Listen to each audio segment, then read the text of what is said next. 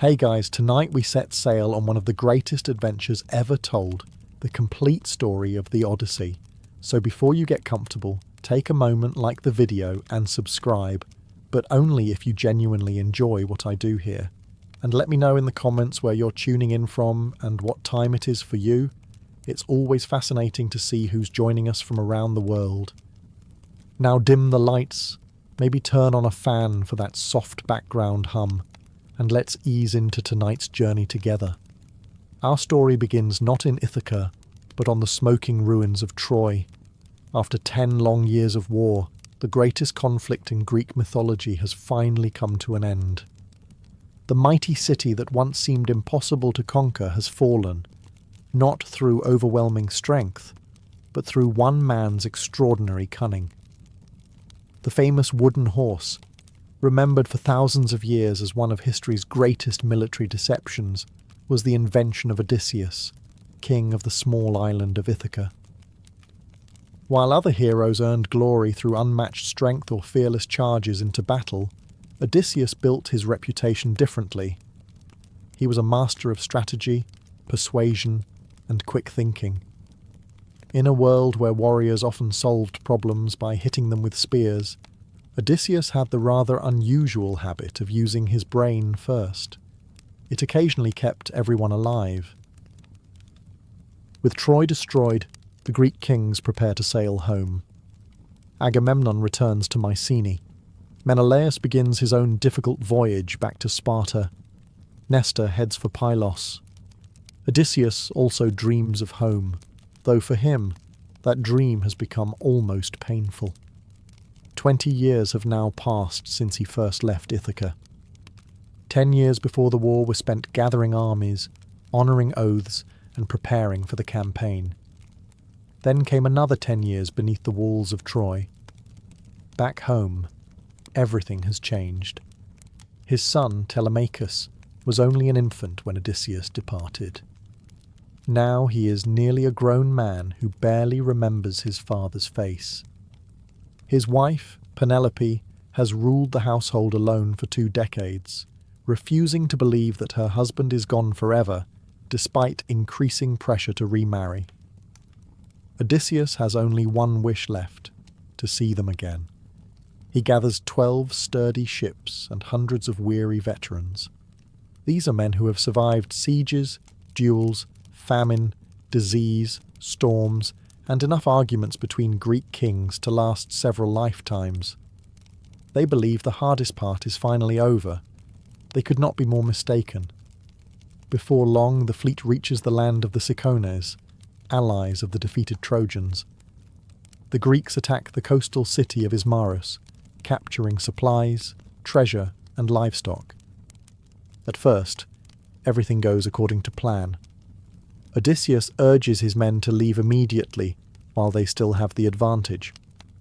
Unfortunately, discipline proves far less durable than bronze armour.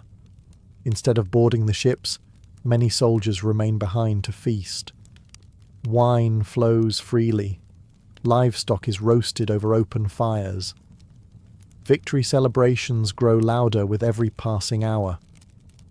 After surviving 10 years of war, they convince themselves they have earned one carefree afternoon. The Cicones, however, are busy gathering reinforcements from neighbouring settlements.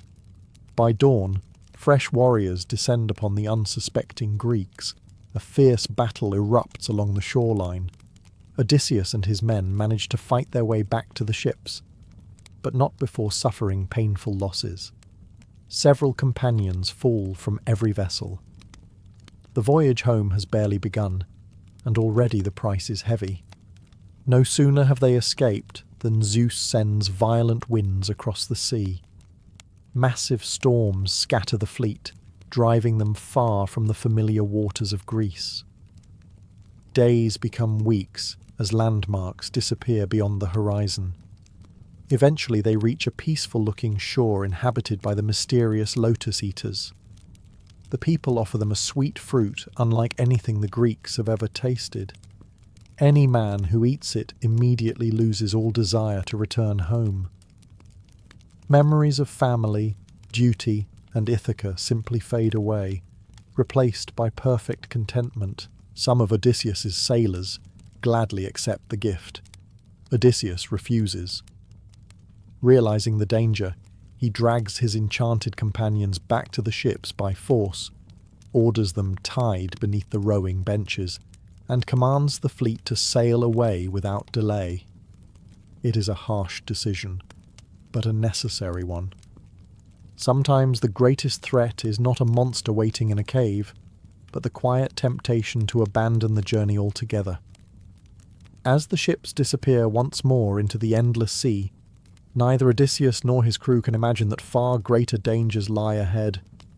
Their next destination will introduce them to a creature whose name will become legendary, a giant with one eye, enormous strength, and a father who happens to rule the oceans themselves. The encounter with the Lotus Eaters leaves Odysseus with an important lesson. Some dangers wear armour, while others simply smile and offer lunch. Unfortunately, the next island combines the worst qualities of both. As the fleet sails onward, a rugged coastline rises from the sea. Towering cliffs overlook rich green pastures where enormous flocks of sheep graze without shepherds in sight. Nearby lies another island, uninhabited but filled with wild goats, providing the Greeks with an easy feast after weeks at sea. Across the narrow channel lives a strange race known as the Cyclopes. These giants do not build cities. They have no kings, no laws, and no assemblies. Each Cyclops rules only his own household, caring little for neighbours or customs. To a Greek, this is almost more shocking than their single enormous eye. Civilization, after all, is measured by shared laws. The Cyclops simply do whatever they please. Curiosity gets the better of Odysseus. Rather than sail away, he selects 12 of his bravest companions and crosses to the mainland. He brings with him an especially strong wine, a gift once given by the priest Maron after the fall of Ismarus. Thick, sweet, and remarkably potent, it can be mixed with 20 parts water. Drinking it undiluted is generally considered an adventurous decision. The men soon discover a vast cave overflowing with cheese, milk, and wicker baskets filled with food. Massive pens hold hundreds of sheep and goats. Several of Odysseus's companions immediately suggest taking what they can and leaving before the owner returns. It is excellent advice. Odysseus ignores it. He wants to meet the cave's master, hoping to receive the sacred Greek custom of xenia, hospitality toward strangers. In the Greek world, travellers could expect food, shelter, and gifts before even stating their names. Zeus himself was believed to protect guests. The owner of the cave has never received that particular memo. As sunset falls, the ground begins to tremble beneath heavy footsteps. The Cyclops Polyphemus enters, driving his flock before him. He rolls an enormous boulder across the cave entrance, sealing it completely. The stone is so immense that 20 ordinary men could never hope to move it. Only then does the giant notice the unexpected visitors. He asks who they are. Odysseus politely explains that they are Greek sailors returning from Troy, and respectfully asks for hospitality under the protection of Zeus. Polyphemus laughs. To him, Zeus means nothing. The gods of civilized men hold no authority in his lonely cave. Without another word, he seizes 2 Greeks as easily as a child picking up dolls. Before the horrified survivors can react, he smashes them against the rocks and devours them raw. Bones crack. Blood stains the cave floor. Then, after finishing his gruesome meal, the giant stretches out among his sheep and calmly falls asleep. Panic grips the remaining men. Odysseus briefly considers driving his sword into the sleeping monster's heart. The opportunity is there. One swift strike would end the nightmare.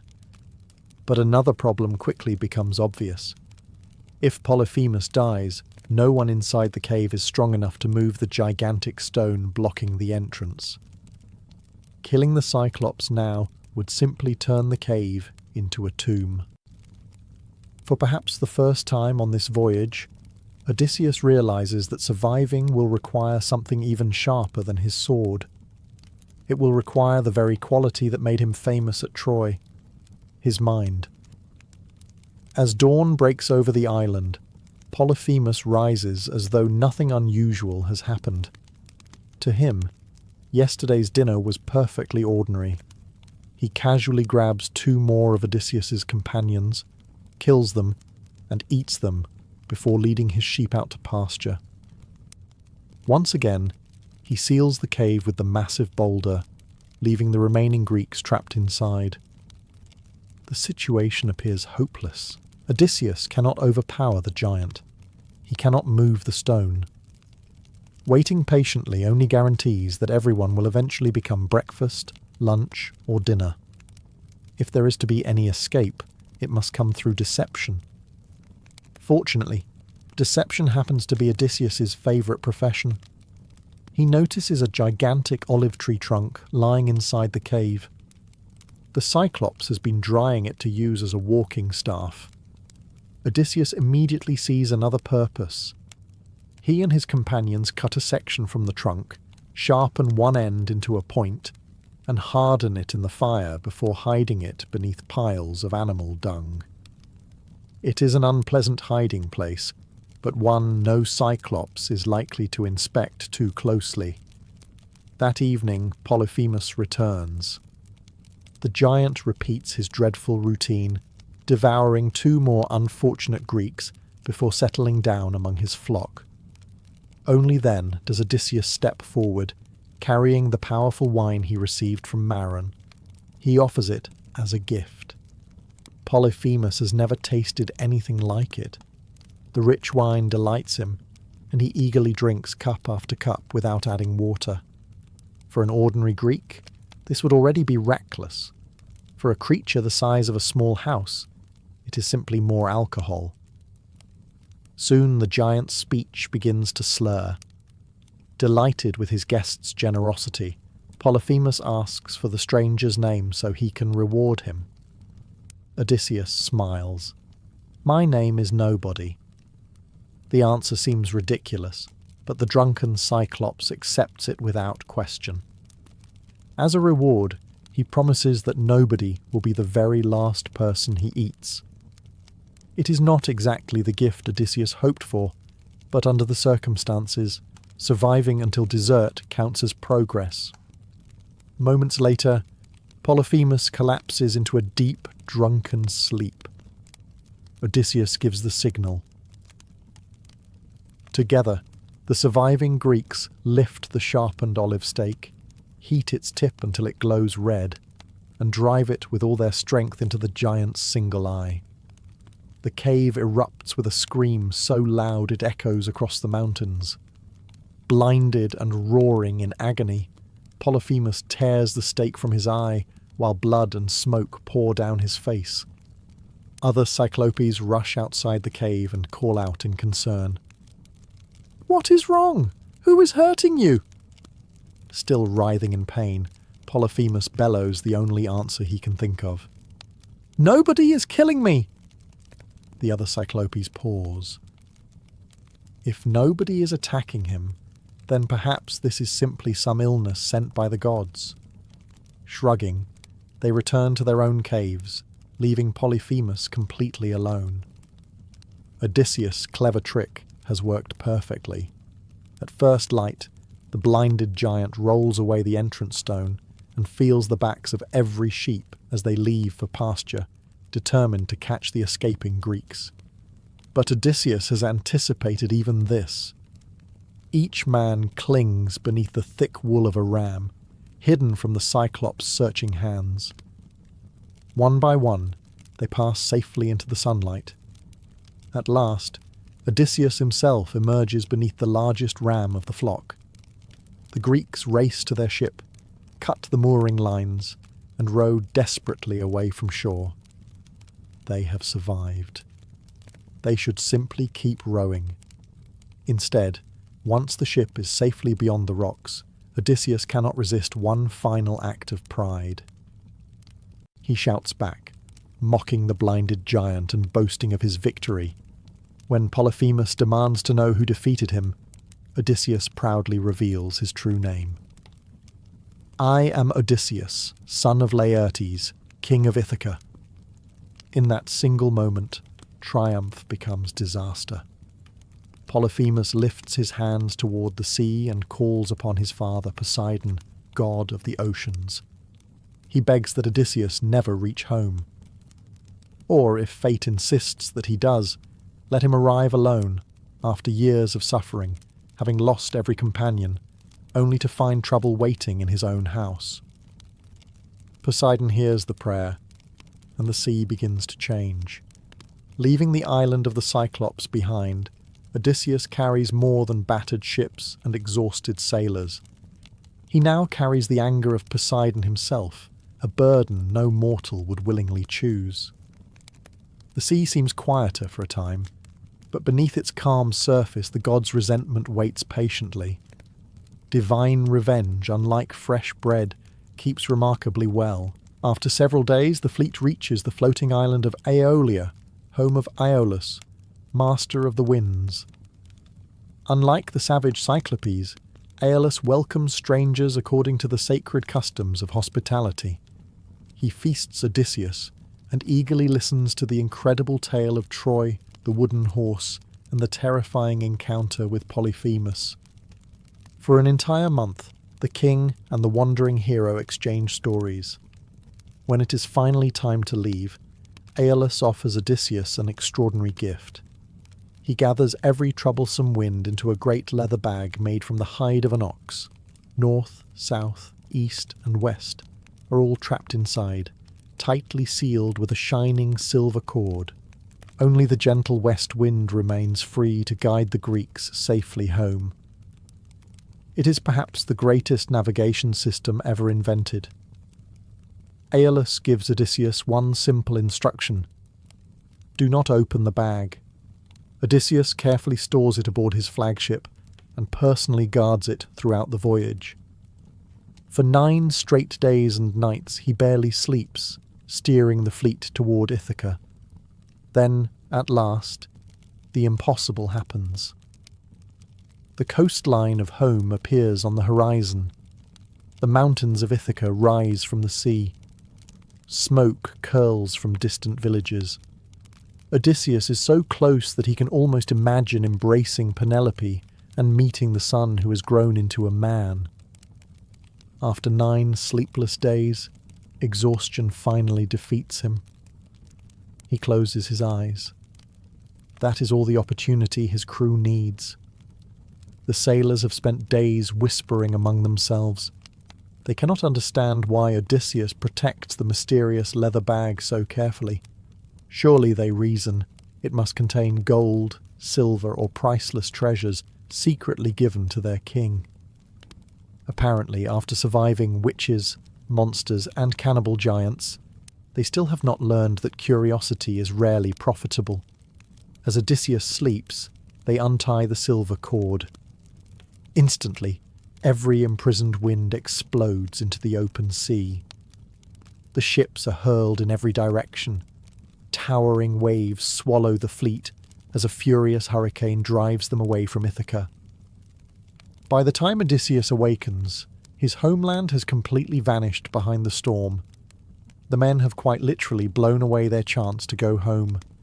With no other choice, they return to Aeolia. Odysseus hopes Aeolus will simply gather the winds again. Instead, the ruler of the winds looks upon the broken fleet with horror. He assumes only one explanation is possible. No ordinary man could suffer such astonishing misfortune unless the gods themselves hated him. Believing Odysseus has become cursed beyond help, Aeolus refuses another gift and orders the Greeks to leave his island forever. Once again, they sail into the unknown. Soon they reach the land of the Laestrygonians, a race of enormous giants far more dangerous than even the Cyclopes because they live together instead of alone. the harbour appears calm and sheltered, surrounded by towering cliffs. Every Greek captain eagerly rows inside, believing they have found a safe place to anchor. Only Odysseus hesitates. Trusting his instincts, he leaves his own ship outside the narrow entrance. It is the decision that saves his life. The welcoming harbour is a trap. Within moments, the giants begin hurling massive boulders from the cliffs, smashing ships like children's toys. Others seize sailors with their bare hands, carrying the screaming men away to be eaten. Panic spreads through the fleet. The narrow entrance that promised safety now becomes a deadly bottleneck from which almost no one can escape. Only Odysseus's single ship, waiting outside the harbour, manages to cut its ropes and flee into the open sea. 11 ships are destroyed.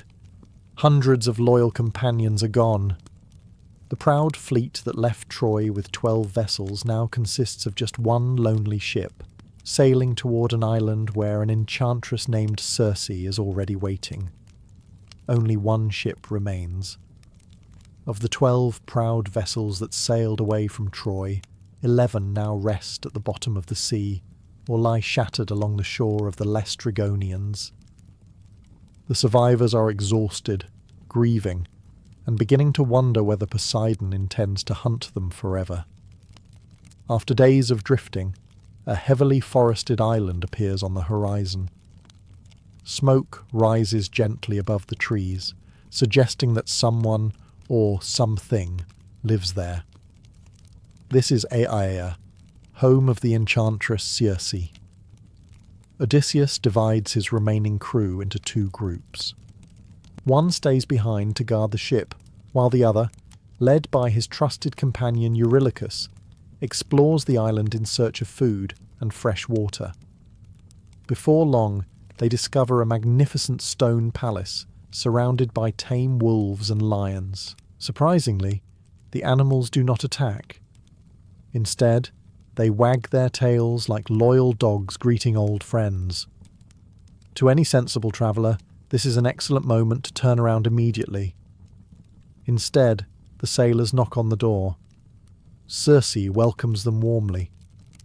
She smiles, invites them inside, prepares a lavish meal of cheese, barley, honey and wine, and speaks with perfect kindness.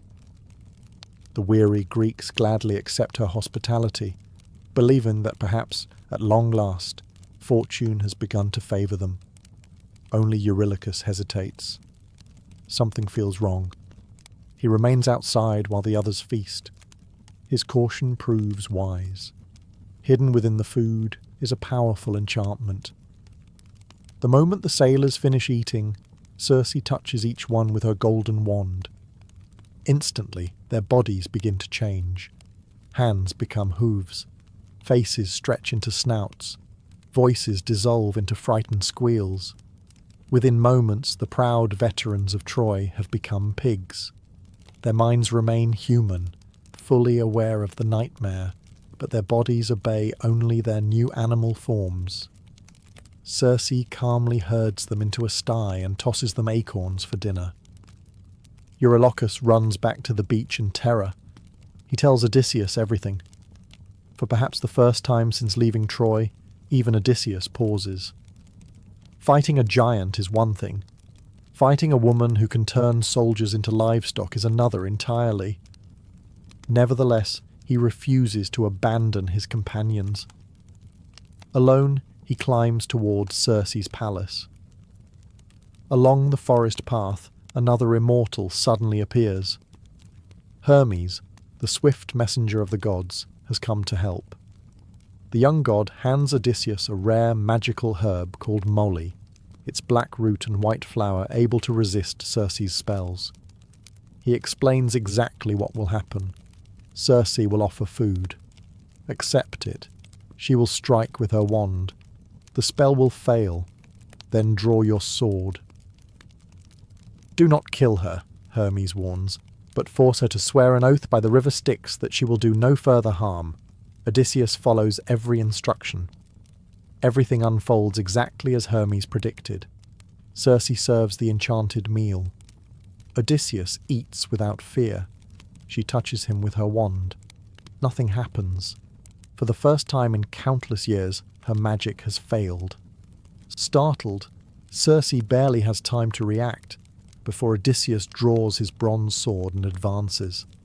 The mighty enchantress, who moments earlier had transformed seasoned warriors into pigs without effort, suddenly finds herself begging for mercy. Keeping her oath, Circe immediately restores every sailor to human form. More remarkably still, she makes them younger, stronger, and healthier than before.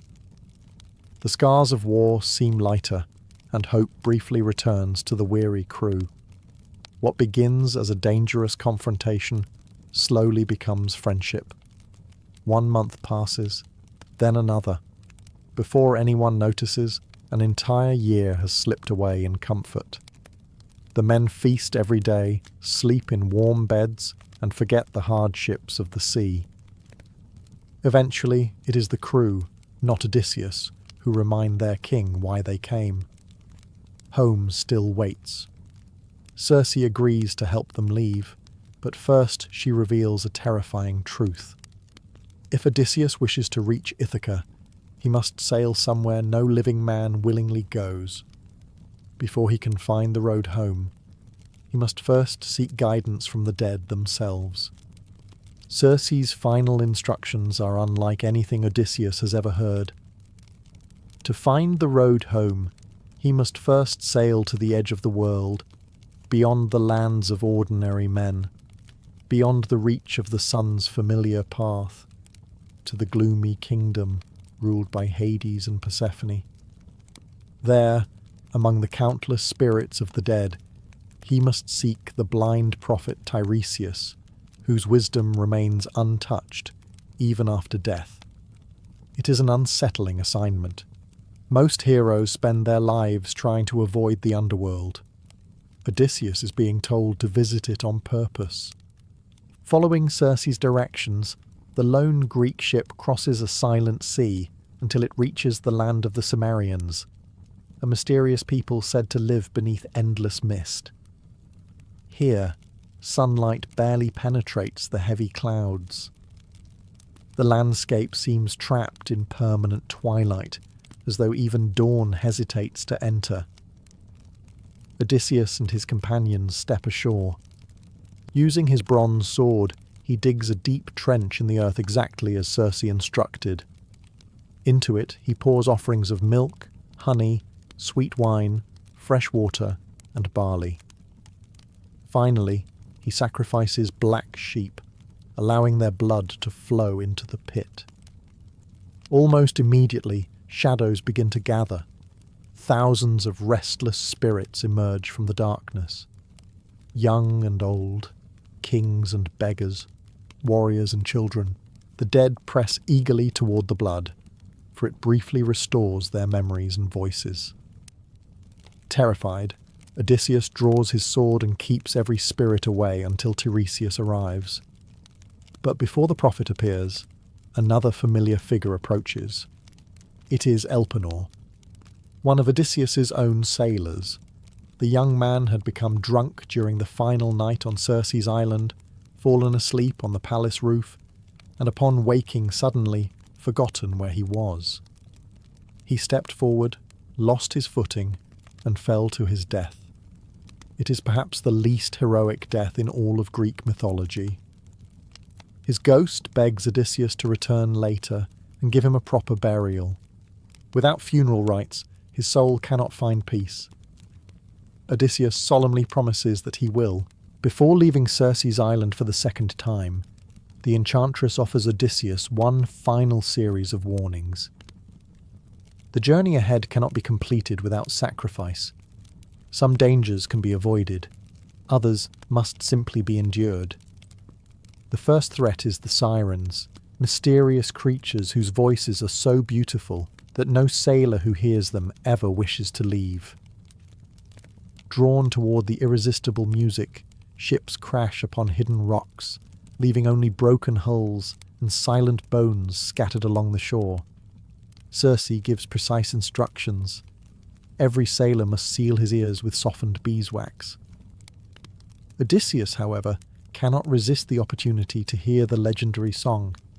He orders his men to tie him tightly to the ship's mast. No matter what happens, they must ignore every command he gives until the danger has passed. Soon, the haunting melody drifts across the water. The sirens do not sing of riches or power. Instead, they promise knowledge. They claim to know everything that happened at Troy, every secret in the world, every mystery hidden from mankind. Their voices seem to understand every curiosity buried inside the human mind. Odysseus struggles violently against the ropes. He begs. He shouts. He orders the crew to untie him immediately. The sailors only tighten the knots and continue rowing. Eventually, the music fades into the distance. For the first time, a ship has sailed safely past the sirens. Unfortunately, the next obstacle offers no clever solution. Ahead lies a narrow strait. On one side waits Charybdis, a monstrous whirlpool that swallows enormous quantities of seawater 3 times each day before violently spitting it back into the sea. Any ship caught within its pull is doomed. Opposite the whirlpool lives Scylla. She is an even greater nightmare. Hidden inside a cave high above the cliffs, Scylla possesses 12 legs, 6 impossibly long necks, and 6 terrible heads lined with rows of razor-sharp teeth. Whenever a ship passes beneath her cave, each head snatches a sailor before anyone can react. Circe's advice is grim. Sail close to Scylla, lose 6 men. Better 6 than everyone. No captain ever wishes to choose which of his companions will die. Odysseus tries to keep the truth from his crew, hoping to spare them panic. As the ship enters the narrow passage, towering cliffs close around them. Everyone watches the terrifying whirlpool below, where the sea churns into a roaring black funnel. No one looks up. That is exactly what Scylla is waiting for. Without warning, 6 enormous heads strike from the darkness. 6 sailors are lifted screaming into the air. Odysseus reaches for his spear, but the attack is over before he can react. He later admits it is the most helpless moment of his entire voyage. There was simply nothing he could do. The survivors row onward in stunned silence. Soon another island appears, peaceful and green beneath the warm Mediterranean sun.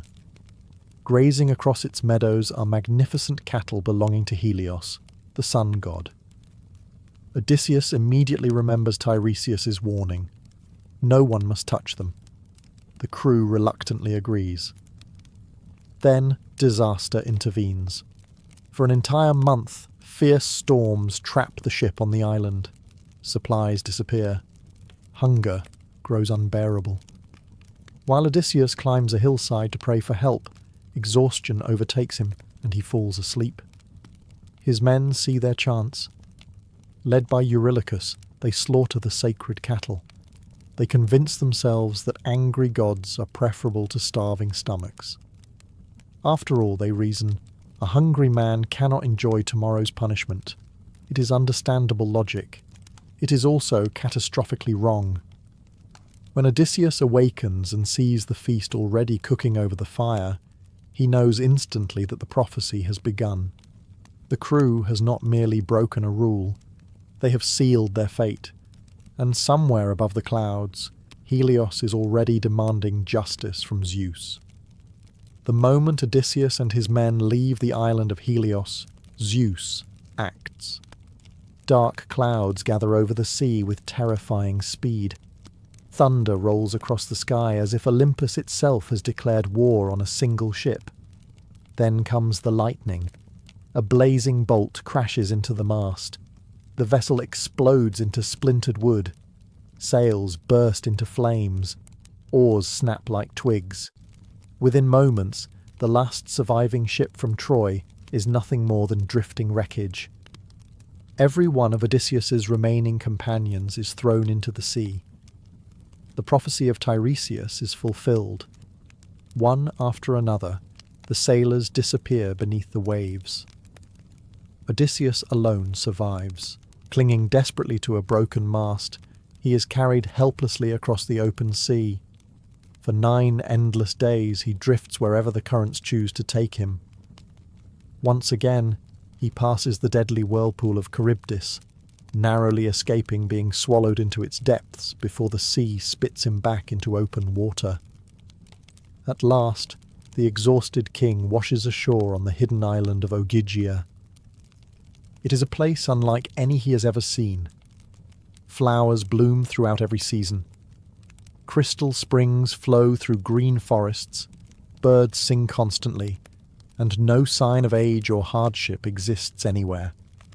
Here lives the immortal nymph Calypso. She rescues the nearly lifeless Odysseus, nurses his wounds, and offers him everything a weary traveller could desire. Warm food, soft clothing, peaceful days, and freedom from every danger that has haunted him since Troy. Then she offers something even greater, immortality. If Odysseus remains with her as her husband, he will never grow old, never become weak, and never die. For many men, the decision would take perhaps 3 seconds. Odysseus refuses, not immediately. 7 long years pass on Ogygia. Although Calypso treats him kindly, his heart never truly belongs there. Every evening he walks to the shore, sits upon the rocks, and gazes across the endless sea toward a homeland he cannot see. He longs not for eternal life, but for Penelope, Telemachus, and the small rocky island where he was born. Far above, Athena has grown increasingly frustrated. Her favourite hero has suffered enough. She appears before Zeus and argues that Odysseus has paid more than enough for his mistakes. The king of the gods finally agrees. Hermes is sent to Ogygia with a direct command. Calypso must let Odysseus go. The nymph obeys, though not happily. She helps him build a sturdy raft, provides food, fresh water, clothing, and favourable supplies for the journey ahead. After wishing him well, she watches him disappear over the horizon. For 17 peaceful days, Odysseus sails alone. Then Poseidon returns from visiting distant lands. The sea god immediately spots the tiny raft. His anger has not faded in the slightest. With a single gesture, he unleashes another devastating storm. Towering waves smash the raft to pieces. Odysseus is hurled back into the sea, fighting simply to breathe. Only through the help of the sea goddess Ino, who gives him a magical veil to keep him afloat, and Athena, who calms the winds at the final moment, does he survive. Half dead, he reaches the island of Scheria, home of the Phaeacians. There he is discovered by Princess Nausicaa, who treats the mysterious stranger with kindness and leads him to her parents' palace. King Alcinous welcomes Odysseus according to the sacred laws of hospitality. During a great feast, the wandering king finally reveals his identity and recounts every adventure from Troy to the Cyclops, from Circe to the underworld, from the Sirens to Calypso. The Phaeacians listen in astonishment. Then, honouring both guest and hero, they do what no storm, monster, or god has allowed for 20 long years. They carry Odysseus home. While he sleeps peacefully aboard their swift black ship, the coastline of Ithaca finally rises from the morning mist. When the Phaeacian ship quietly reaches the shores of Ithaca, the sailors gently carry the sleeping Odysseus onto the beach. Beside him, they leave magnificent gifts of gold, bronze, fine clothing, and precious treasures before silently sailing away. After 20 years, The king is finally home. He simply doesn't recognize it. Athena has wrapped the island in a magical mist to protect him from enemies. As Odysseus awakens, he looks around in confusion. The coastline seems unfamiliar. For one heartbreaking moment, he believes the Phaeacians have betrayed him and abandoned him on yet another strange shore. Then a young shepherd approaches. At least, that is what he appears to be. The shepherd is actually Athena in disguise. The goddess smiles as Odysseus immediately invents an elaborate false story about who he is and why he has arrived. Even after 20 years of hardship, he cannot resist testing strangers with clever lies. Athena laughs and reveals her true identity. "Only you," she tells him, "would lie to a goddess while standing in your own homeland." The mist disappears. The mountains, olive groves, and rocky hills of Ithaca emerge before his eyes. At last, he kneels and kisses the soil of his homeland. But there is no time for celebration. Athena explains that his palace has become occupied by more than 100 arrogant noblemen known as the suitors. Believing Odysseus long dead, they feast every day at his expense, slaughter his livestock, drink his wine, and compete to marry Penelope so one of them can seize the throne. Penelope refuses them all. Each day she promises to choose a husband once she finishes weaving a funeral shroud for Odysseus's elderly father, Laertes. Each night she secretly unravels everything she has woven. For 3 years she successfully deceives them. Eventually, however, one of her servants reveals the trick. Meanwhile, Odysseus's son, Telemachus, has grown into a thoughtful young man. Encouraged by Athena, he recently travelled to visit King Nestor and King Menelaus, hoping to learn whether his father might still be alive. Now, he too is sailing home. Athena knows father and son must reunite before confronting the suitors. First, however, Odysseus must disappear. With a touch of her staff, Athena transforms him into an old beggar. His skin wrinkles, his shoulders stoop, his hair becomes grey, and his fine clothing changes into dirty rags. Even those who once knew him best would never recognize the mighty king. His first destination is not the palace. It is the humble farm of Eumaeus, his loyal swineherd. Unlike many servants, Eumaeus has remained completely faithful throughout Odysseus's long absence. He welcomes the disguised stranger with warmth, offering simple food, shelter, and conversation, despite believing him to be nothing more than a wandering beggar. Hospitality, even toward the poorest traveller, remains one of the highest Greek virtues. That very evening, Telemachus returns safely to Ithaca and arrives at Eumaeus's farm. Father and son stand only a few steps apart. Neither realizes who the other truly is. When Eumaeus briefly leaves the hut, Athena appears once again. She restores Odysseus to his true appearance, making him younger, taller, and unmistakably kingly. Telemachus stares in disbelief. At first he thinks a god has appeared before him.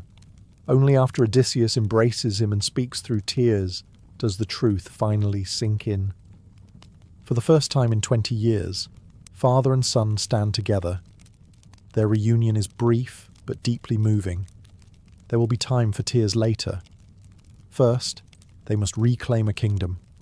The plan is finally ready. Odysseus remains disguised as an old beggar, while Telemachus quietly prepares the palace from within. Together, father and son study every doorway, every hallway, and every possible escape route. They count the loyal servants who can be trusted and identify those who have betrayed their king. The odds are almost laughable.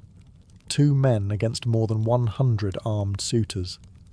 Then again, the suitors have spent the last several years becoming experts in eating, drinking, and insulting old beggars. Military preparation has not been high on their list of priorities. Odysseus enters his own palace unnoticed. The sight before him is painful. The great hall echoes with laughter as the suitors devour his cattle, empty his wine jars, and gamble away the afternoons.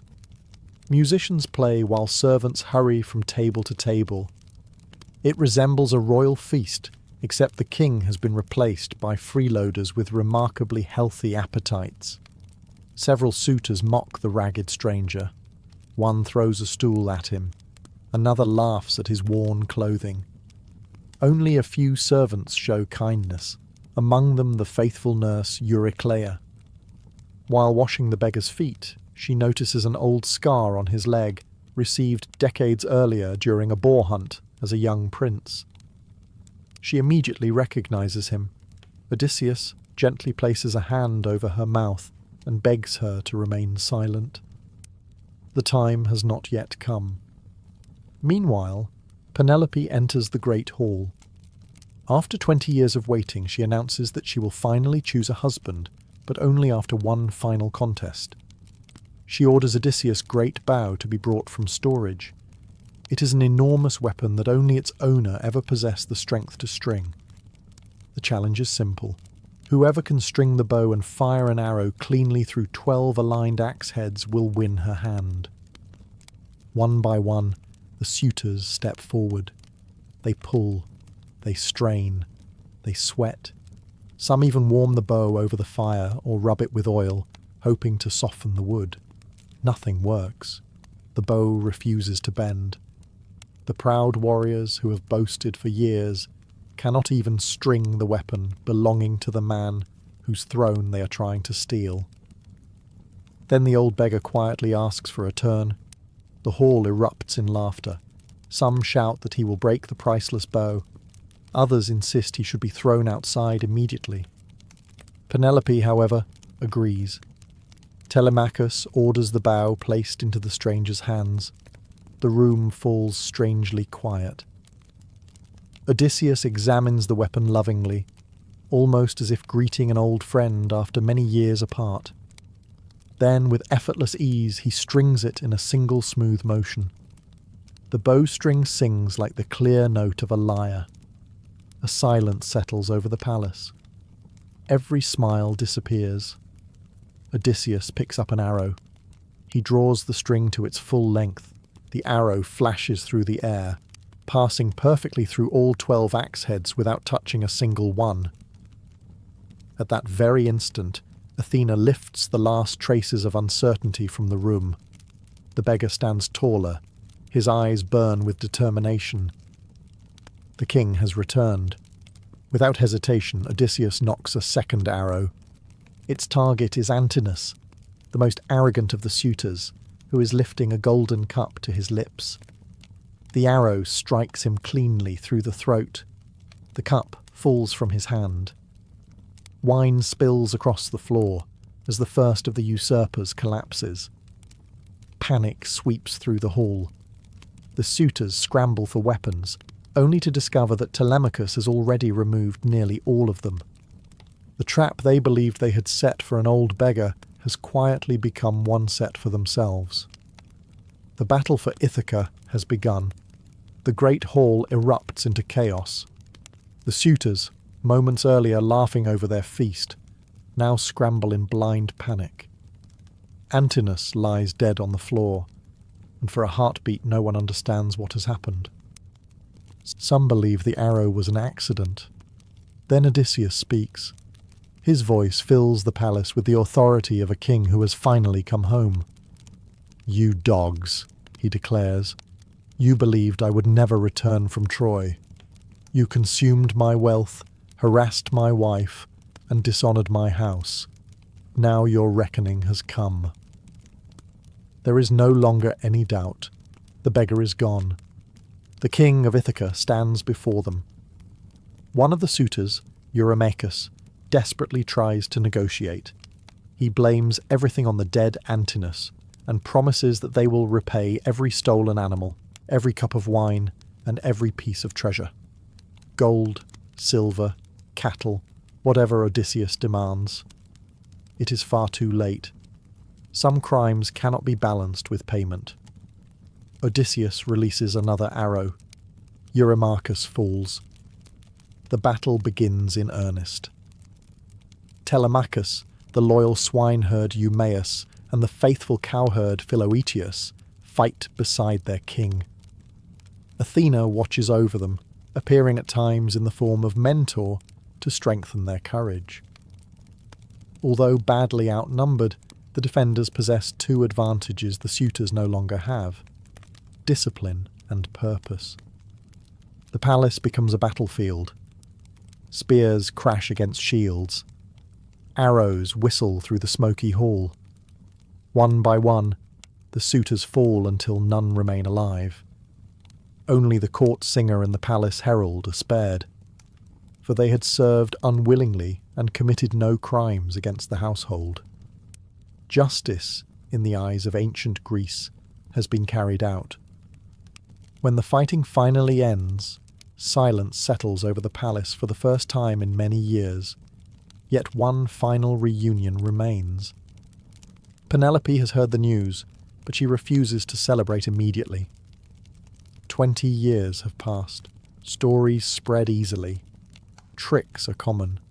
She needs proof that this truly is her husband. She orders a servant to move their marriage bed into another room. Odysseus immediately objects. The bed cannot be moved. Long ago he built it himself around the trunk of a living olive tree whose roots still stand beneath the palace floor. The room was constructed around that tree, making the bed impossible to remove without cutting down the trunk itself. Only Odysseus could know that secret. At last, Penelope's doubts vanish. She embraces him, and after 2 decades of separation, husband and wife are finally reunited. The following day, Odysseus travels to the countryside to embrace his aging father, Laertes, who had long believed his son dead. Though grief has made the old king frail, joy briefly restores his strength. Soon afterward, the families of the slain suitors gather, demanding revenge. A new civil war threatens to begin. Before more blood can be spilled, Athena intervenes. At Zeus's command, she orders both sides to lay down their weapons and swear lasting peace. Reluctantly, they obey. And so ends the Odyssey, not merely as the tale of a man returning home, but as a story about endurance, wisdom, loyalty, and hope. Odysseus defeats monsters, outwits gods, and crosses the very land of the dead, but his greatest victory is far simpler. After 20 years of wandering, he finally walks through his own front door. It is a reminder that the longest journeys are often measured not in miles sailed, but in the determination to keep going until home is found. The sea had finally released the man it had spent 10 long years trying to keep. Far behind him, the lush island of Ogygia faded into the morning mist, its forests glowing beneath the first light of dawn. Somewhere upon those distant cliffs stood Calypso, the immortal nymph who had loved Odysseus enough to imprison him with comfort instead of chains. The gods had ordered her to let him go, and for the first time in years, the king of Ithaca was once again sailing toward home. Or so everyone believed. Along the rocky northern coast of Ithaca, where fishermen measured wealth by the strength of their nets, rather than the size of their homes, a young man named Lycon watched the horizon with unusual fascination. He was barely 20 summers old, broad-shouldered from hauling nets since childhood, and possessed the dangerous quality common among young men who had never travelled farther than the next island. He believed stories, not merely listened to them, believed them. The old sailors gathered each evening beside driftwood fires spoke endlessly of Odysseus. They described the clever king who had blinded the Cyclops, outwitted the sirens, escaped the witch Circe, and survived storms sent by Poseidon himself. Every tale grew larger each year, until Odysseus seemed less like a man and more like someone who simply refused to accept the ordinary rules of the world. Lycon adored every word. While older fishermen nodded politely before returning to discussions about weather and broken oars, Lycan imagined something else entirely. If one man could survive monsters, perhaps monsters guarded places no ordinary sailor had ever reached. If Odysseus had crossed impossible seas, perhaps those seas concealed forgotten kingdoms overflowing with gold, ancient knowledge, or treasures abandoned by the Titans themselves. Heroes, Lycan reasoned, never returned empty-handed. His father disagreed. "The sea already gives us enough," the old fisherman often said while repairing torn nets. "The moment you ask it for more than fish, it starts asking for payment." Lycan always smiled politely. He also ignored every word. When rumours spread that Odysseus had finally left Ogygia, nearly everyone celebrated. Wives thanked the gods. Elders prepared offerings. Children practiced the king's name as though welcoming a legend back into history. Only Lycan noticed something strange. The ship did not seem to be sailing directly toward Ithaca. Each morning, from the cliffs overlooking the sea, Lycan studied the tiny sail moving across the distant water. He borrowed an old bronze spy mirror from a merchant, using reflected sunlight to track the vessel's position. Day after day, the course drifted farther south than any experienced sailor would choose. It made no sense. Every fisherman knew the shortest route home. Odysseus certainly did. Unless he wasn't taking the shortest route. Unless the greatest sailor alive knew of hidden passages, secret islands, or forgotten waters that ordinary men could never find. The thought rooted itself in Lycan's mind like an olive tree splitting stone. He barely slept that night. Before dawn painted the eastern sky, he quietly loaded his small fishing boat with fresh water, dried figs, salted fish, spare sails, rope, and his father's oldest bronze knife. He left behind only a short note. Gone fishing. It was not entirely a lie. Pushing his boat silently away from the shore, Lycan kept his eyes fixed upon the tiny silhouette of Odysseus far ahead. The distance between them remained great enough to avoid notice, yet close enough that he could follow the same general heading. He grinned as the morning wind filled his sail. He believed he was chasing the greatest adventure ever told. He had no idea that Odysseus wasn't leading anyone toward glory. He was quietly steering around places so terrible that even the songs had forgotten their names. The first day at sea felt almost disappointingly ordinary. The wind behaved as expected.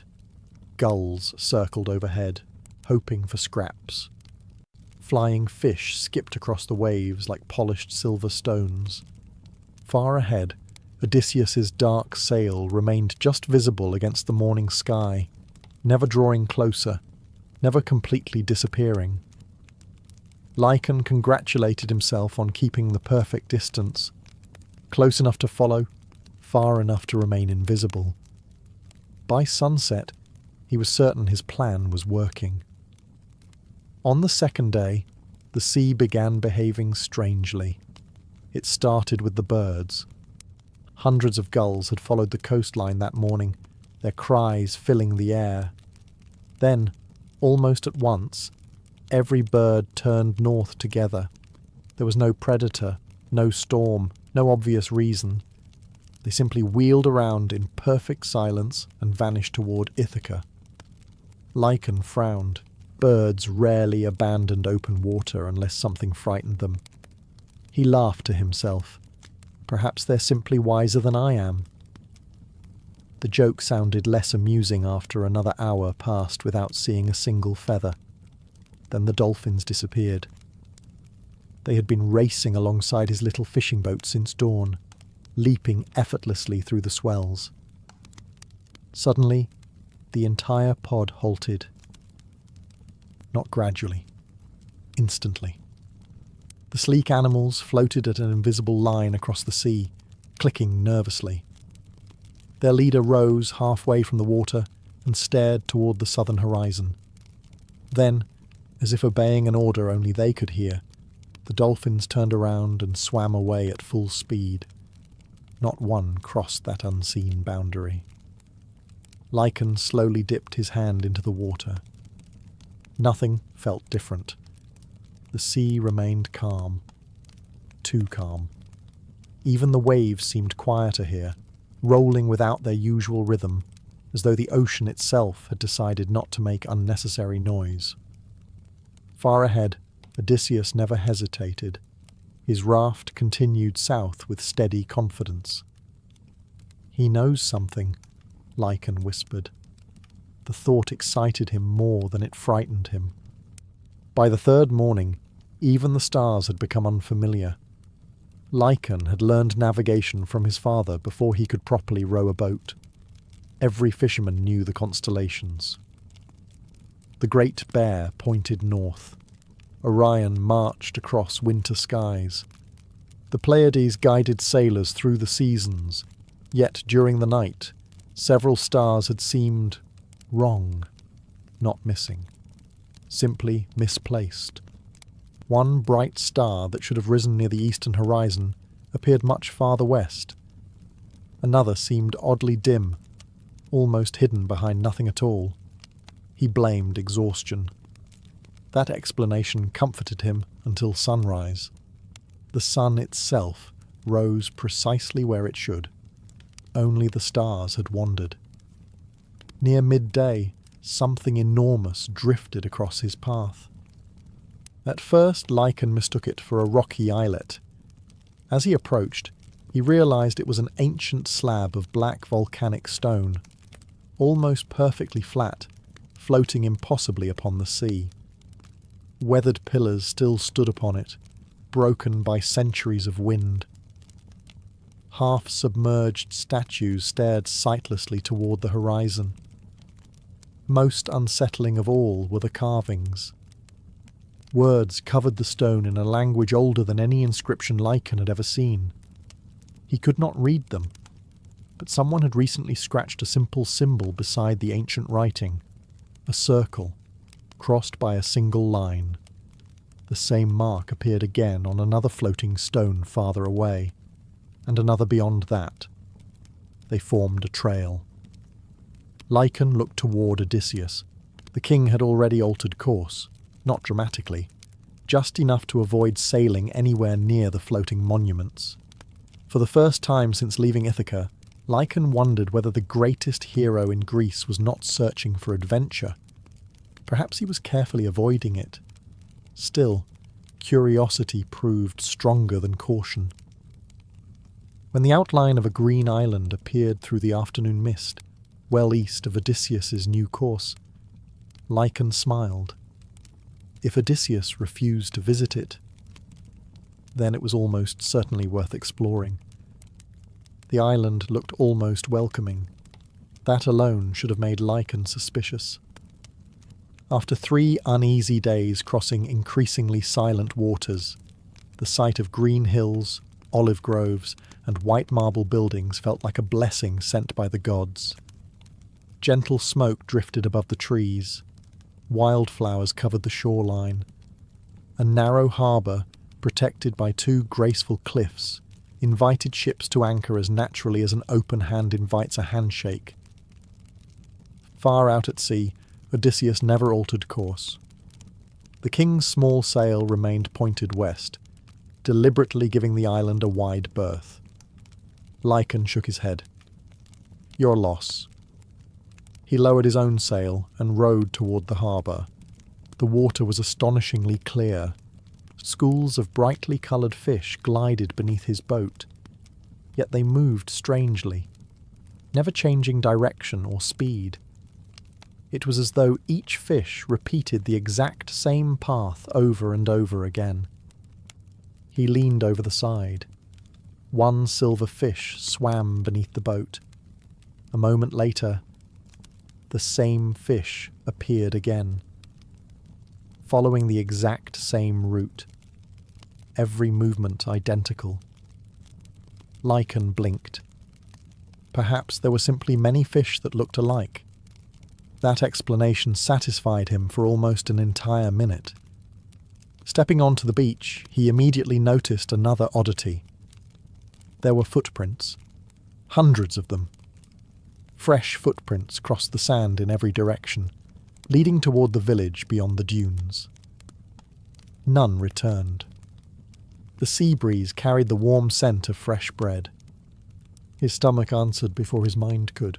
Following the trail, Lycan climbed a gentle hill until neat rows of stone houses appeared among olive trees.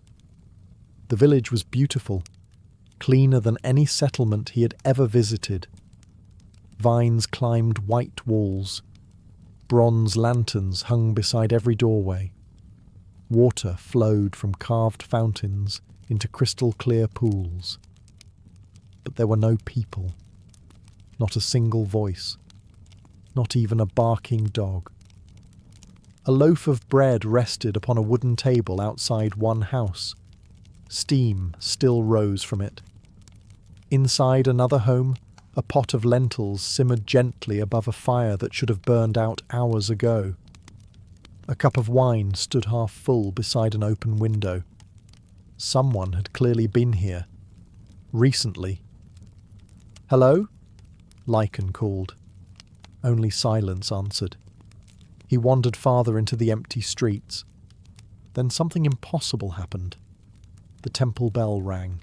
Once, its deep bronze note echoed across the village. Lycan spun toward the sound. Nobody stood near the rope. The bell swayed gently on its own. Then, almost exactly 1 minute later, it rang again. The same tone, the same movement, the same echo. He waited. Another minute, another identical bell. Not merely similar, perfectly identical. Even the birds resting upon the temple roof lifted into the air in exactly the same pattern, before settling back onto the same stones. A chill crawled across his neck. The village was repeating itself. Trying to calm his nerves, Lycan looked toward the sky.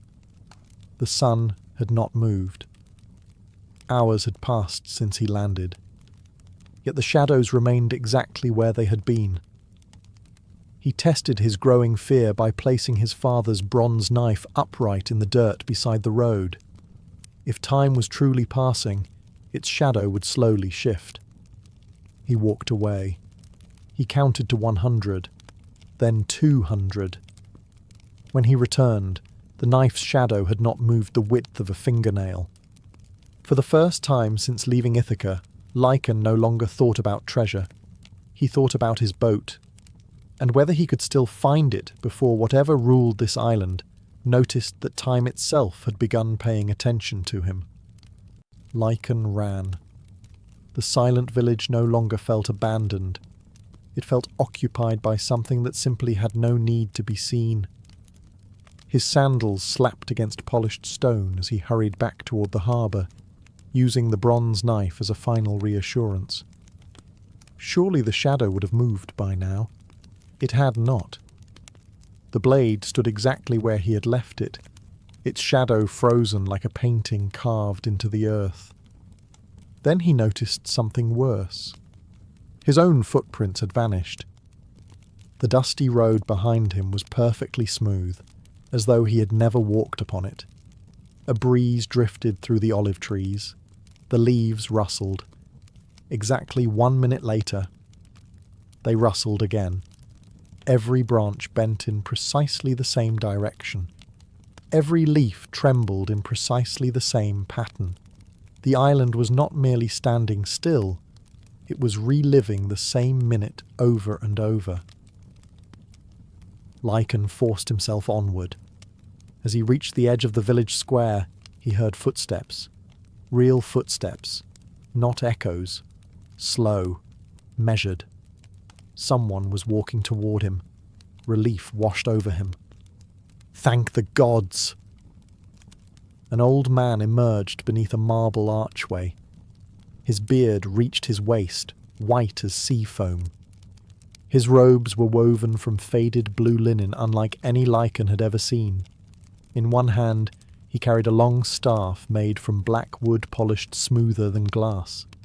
The old man stopped several paces away. His pale eyes settled upon Lycan, with neither surprise nor welcome. "You should not have followed the king." Lycan froze. You know Odysseus? I know why he never lands here." The old man's voice sounded ancient, like waves wearing away cliffs over countless generations. "You are trapped now." Lycan laughed nervously. "I can simply return to my boat." "No." The answer came without emotion. "You crossed the boundary willingly." "What boundary?" The old man slowly pointed toward the sea beyond the harbour. "The one your dolphins refused to cross." Lycan's smile disappeared. "How do you know about the dolphins?" "I have watched every visitor." The old man lowered his staff. "For 3,000 years. The number sounded absurd. No mortal lived that long. Yet nothing about this island obeyed ordinary rules anymore. "Who are you?" The old man considered the question for a long moment. "I no longer remember the name my mother gave me." He looked toward the motionless sun. "I have repeated this day so many times that names became unnecessary." A silence settled between them. Finally, Lycan asked the question that truly mattered. "Can I leave?" The old man did not answer immediately. Instead, he walked toward the temple overlooking the village. Curiosity overcame fear once again. Lycan followed. Inside, there was no statue of Zeus, no image of Athena, no altar to Poseidon. The sanctuary was completely empty, except for a single enormous bronze wheel standing upright in the centre of the chamber. Hundreds of tiny symbols covered its surface. The wheel was turning, slowly, almost imperceptibly. Click, one notch, then silence. Exactly 1 minute later, click, another notch. The old man stared at it with exhausted eyes. "When this wheel completes one full revolution," he whispered, "time will move again." Lycan stepped closer. "How long has it been turning?" The old man's expression remained perfectly calm. "Since before the Trojan War." Lycan did the impossible calculation in his mind. The wheel had barely moved. Then the old man spoke the words that chilled him more than anything else he had seen. "It was much faster." He looked directly into Lycan's eyes, until something beneath the island began holding it back. Lycan could not stop staring at the bronze wheel. Its surface gleamed faintly in the dim light filtering through the temple roof, and with every painfully slow click, tiny clouds of ancient dust drifted from its gears. It was a magnificent piece of craftsmanship, far beyond anything he had ever seen in the workshops of Ithaca. No smith alive could have forged something so enormous with such impossible precision. "Who built it?" he asked quietly. The old man did not answer immediately. Instead, he placed a weathered hand upon the wheel, almost affectionately. "The gods merely inherited this place." Lycan frowned. "What do you mean?" "I mean exactly what I said." The old man's tired eyes never left the turning mechanism. Long before Zeus cast down Cronus, before the Titans ruled the heavens, before men learned to shape bronze, others governed the sea. Lycan felt an uneasy chill. He had heard priests insist that Zeus had always been king, that Olympus had always watched over mankind. The old man gave a faint smile. "Priests tell comforting stories." The smile disappeared. "The sea remembers older ones." For several moments neither man spoke. Then a deep vibration rolled beneath their feet. Not an earthquake. Something slower, heavier. The temple floor trembled once, stopped, then trembled again. The bronze wheel answered with a louder click than before. The old man closed his eyes. It is awake. What is? The reason this island was abandoned. Lycan instinctively reached for his knife. The old man almost laughed. Steel has no argument against something that existed before iron. Another vibration passed beneath the temple. This one lasted longer. Dust trickled from the ceiling. Outside, birds exploded from the olive trees all at once, circling frantically above the village before disappearing inland.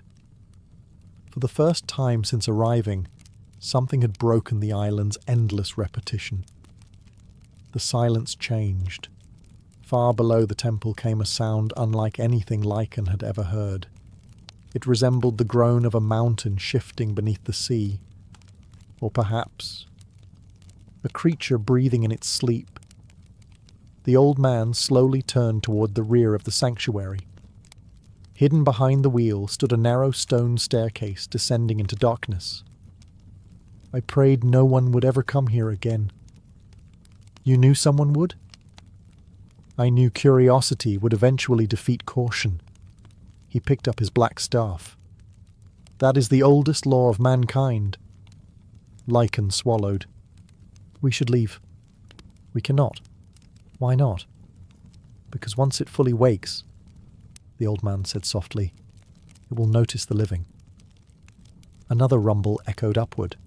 This time the air itself seemed warmer. A faint smell drifted from below. Not decay, not sulphur, salt. Ancient, stagnant seawater that had never seen the sun. The old man lit a small oil lamp hanging beside the staircase. Its flame flickered violently despite the still air. He hesitated for only a heartbeat before beginning his descent. After several steps, he looked back. Odysseus understood that some victories belong to wisdom, not courage. His voice echoed through the darkness. That is why he sailed away. Lycan stared toward the bright entrance of the temple. Beyond it lay his boat. Beyond that lay the open sea. He could still leave. He should leave. Instead, as every reckless hero before him had done, he tightened his grip upon his father's bronze knife and followed the old man into the depths beneath the island. Somewhere below, something enormous opened a single eye. The staircase descended far deeper than Lycan believed any island could possibly allow. Step after step disappeared into the earth, carved not by chisels, but by impossible precision. The walls were perfectly smooth, dark as polished obsidian, reflecting the glow of the old man's oil lamp in wavering patterns. The air grew colder for a time, then strangely warm, carrying the scent of ancient salt water that had remained trapped beneath stone for countless ages. Lycan expected to hear dripping water. Instead, there was only breathing. It was so deep and distant that at first he mistook it for the movement of the sea. But oceans do not inhale. Oceans do not exhale. Whatever rested below did both. The deeper they walked, the older everything seemed. The stone changed colour, becoming almost black, streaked with veins of pale silver that glowed faintly in the darkness. Strange symbols covered the walls, carved in circles instead of lines. They resembled no alphabet Lycan had ever seen. Looking at them for too long made his eyes ache, as though his mind refused to understand their shape. Scattered along the passage lay broken objects half buried beneath centuries of dust. A bronze helmet unlike any worn by Mycenaean warriors. Fragments of enormous anchors made from green stone. A shattered spear longer than the mast of Lycan's fishing boat. These were not relics left by ordinary sailors. Whoever had carried such weapons had been far larger than any man. The old guardian continued forward without hesitation. His pace suggested he had walked this path many times before, though each step carried the exhaustion of someone performing a duty that should have ended generations ago. Eventually the staircase opened into an immense cavern. Lycan stopped breathing. The chamber was larger than many harbours. Its ceiling disappeared into darkness, supported by towering columns that looked less like architecture and more like the ribs of some unimaginably large creature turned to stone. A vast underground sea stretched beyond them, its black surface perfectly still, reflecting the faint silver glow of the cavern walls. In the centre rose a circular platform connected to the shore by a narrow stone bridge. Upon the platform stood dozens of colossal chains. Each link was thicker than an oak tree. Every chain descended into the black water. Most remained tight.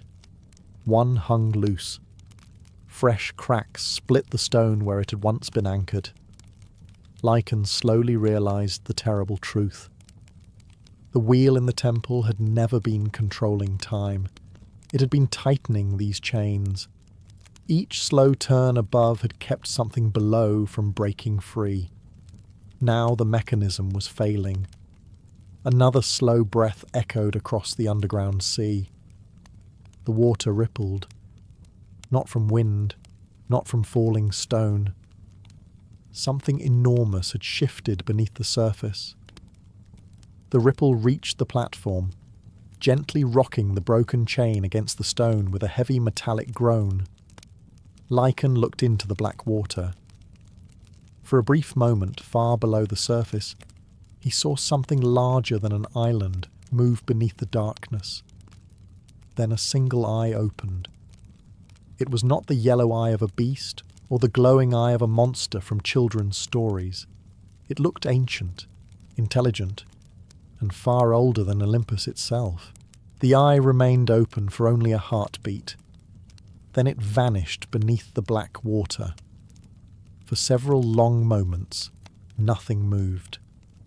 The underground sea became perfectly still once again, smooth as polished glass. Only the broken chain continued to sway gently, scraping against the stone with a slow metallic groan that echoed throughout the cavern. Lycan realized he had stopped breathing. His heart pounded so loudly that it almost drowned out the silence surrounding them. 20 years is a very long time to wait for a man. Long enough for children to become adults. Long enough for olive trees to bear countless harvests. Long enough for neighbours to stop saying, "He will return soon," and begin whispering, "Perhaps he never will." For Penelope, Queen of Ithaca, those 20 years had passed one thread at a time. Each morning she descended into the great hall with the same quiet dignity she had shown since Odysseus sailed for Troy. Around her, more than 100 arrogant suitors laughed, feasted, drank her husband's wine, slaughtered his cattle, and competed to claim the throne that did not belong to them. They called themselves guests. In truth, they were vultures circling a kingdom that refused to admit its king might already be dead. Penelope gave them nothing. By daylight she sat before her enormous loom, weaving what she claimed would become a funeral shroud for Laertes, Odysseus's elderly father. The suitors admired her devotion, believing that once the cloth was finished, she would finally choose a new husband. They did not know the truth. Each night, after the palace had fallen silent, Penelope climbed the stairs, carrying only a small oil lamp. Alone beneath the moonlight, she patiently unravelled every thread she had woven during the day. 20 years had taught her many things. Strength rarely looked like strength. Sometimes it looked like patience. Sometimes it looked like silence. Sometimes it looked like a woman pulling apart her own work, so that tomorrow she could begin again. Only a handful of loyal servants knew the secret, and every sunrise the great tapestry appeared to grow just enough to satisfy the impatient nobles. Even so, Penelope felt the walls closing around her. The suitors had become bolder. Some openly argued over how the palace should be divided after her marriage. Others mocked Telemachus, no longer seeing him as the boy he once was, but not yet respecting him as the man he was becoming. Several had begun carrying swords inside the hall, ignoring every ancient custom of hospitality. Ithaca was slowly slipping away. One stormy evening, as thunder rolled across the island and rain battered the palace roof, an unexpected visitor arrived. She was an old woman, wrapped in a weathered grey cloak, leaning upon an ashwood staff, polished smooth by decades of travel. Her eyes were completely white, clouded by blindness, yet she walked through the palace without hesitation, as though she knew every corridor by memory. The guards tried to stop her. She simply spoke Penelope's name. Not her title, not queen, only her name. The sound carried such strange certainty that even the guards stepped aside. Penelope received the woman in a small chamber overlooking the sea, dismissing every servant before the visitor finally lowered her hood. Her face was deeply lined, but there was something unsettling about it. She seemed older than memory itself, as though she had witnessed generations rise and fall without ever leaving the same road. She did not ask for food. She did not ask for shelter. Instead, she spoke the words that shattered 20 years of certainty. "Your husband still lives." Penelope's heart stopped for a single breath. The old woman slowly tilted her head toward the dark sea beyond the window. "But understand this. He is not imprisoned by chains. He is imprisoned by a promise." The room fell silent except for the rain. The blind prophetess explained that before the Greek fleet had sailed for Troy, Odysseus had secretly sworn an oath upon an ancient shore to a forgotten power older than many of the Olympian gods. The bargain had guaranteed favourable winds for the first stage of the expedition, but every oath demanded payment. Troy had fallen. The debt had not. Now, 20 years later, Odysseus wandered the seas, not because he had lost his way, but because an ancient promise refused to let him find it. The old prophetess was gone before dawn. No servant remembered seeing her leave the palace. The guards at the gates insisted that no one had passed during the night. Even the footprints leading through the rain-soaked courtyard had disappeared beneath the morning sun. Only her words remained. He is imprisoned by a promise. For 3 days Penelope spoke of it to no one. She watched the suitors feast in the great hall, laughing over roasted lamb and imported wine, while servants carried away empty cups as though the palace already belonged to them. Their confidence had grown with every passing season. 20 years had convinced them that waiting was foolish and patience was weakness. Penelope knew better. She had defeated them for 2 decades without drawing a sword, but this was different. An oath could not be unravelled like cloth. Late each evening she climbed to the highest terrace overlooking the harbour. The sea was calm now, its endless blue stretching toward the horizon where Odysseus had vanished so many years before. She tried to dismiss the prophecy as another wandering mystic's tale, yet one detail refused to leave her thoughts. The woman had known about the oath. No songs mentioned such a promise. Not even Nestor or Menelaus, who had sailed beside Odysseus to Troy, had ever spoken of it. Someone had deliberately buried the truth. On the 4th night, Penelope entered the old royal archives beneath the palace. Dust-covered shelves filled with clay tablets, faded scrolls, and shipping records dating back generations. Most concerned taxes, harvests, or treaties with neighbouring islands. Yet hidden inside a cracked cedar chest, she discovered something unusual. It was not an official record. It was Odysseus's own journal. Before leaving for Troy, the young king had occasionally written brief observations about his travels and diplomatic visits across Greece. His handwriting was quick and practical, filled with sketches of coastlines and lists of supplies. Near the final pages, one sentence had been violently scratched out.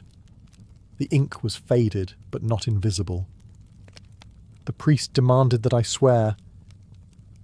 Everything after those words had been scraped away with a knife.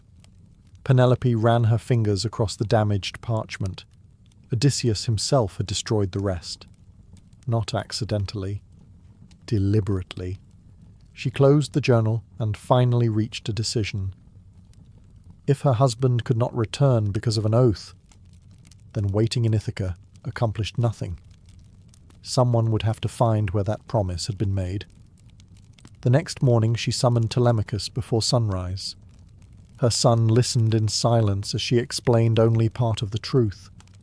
She spoke of unfinished business, of secret investigations, and of the need to protect the kingdom while she travelled. She did not mention prophecies or forgotten gods. Some burdens belong to a mother alone. Telemachus did not argue. The uncertainty of childhood had vanished from his face. He stood now as a man, tall enough to wear his father's armour and wise enough to understand that difficult choices often arrived without explanation. Before noon, Penelope disappeared from the palace. The Queen of Ithaca did not leave through the front gates. Instead, a widowed merchant named Elara boarded a small trading vessel carrying dyed wool, olive oil, and pottery bound for the eastern Aegean. Her royal robes had been exchanged for simple linen. Her golden jewellery had vanished.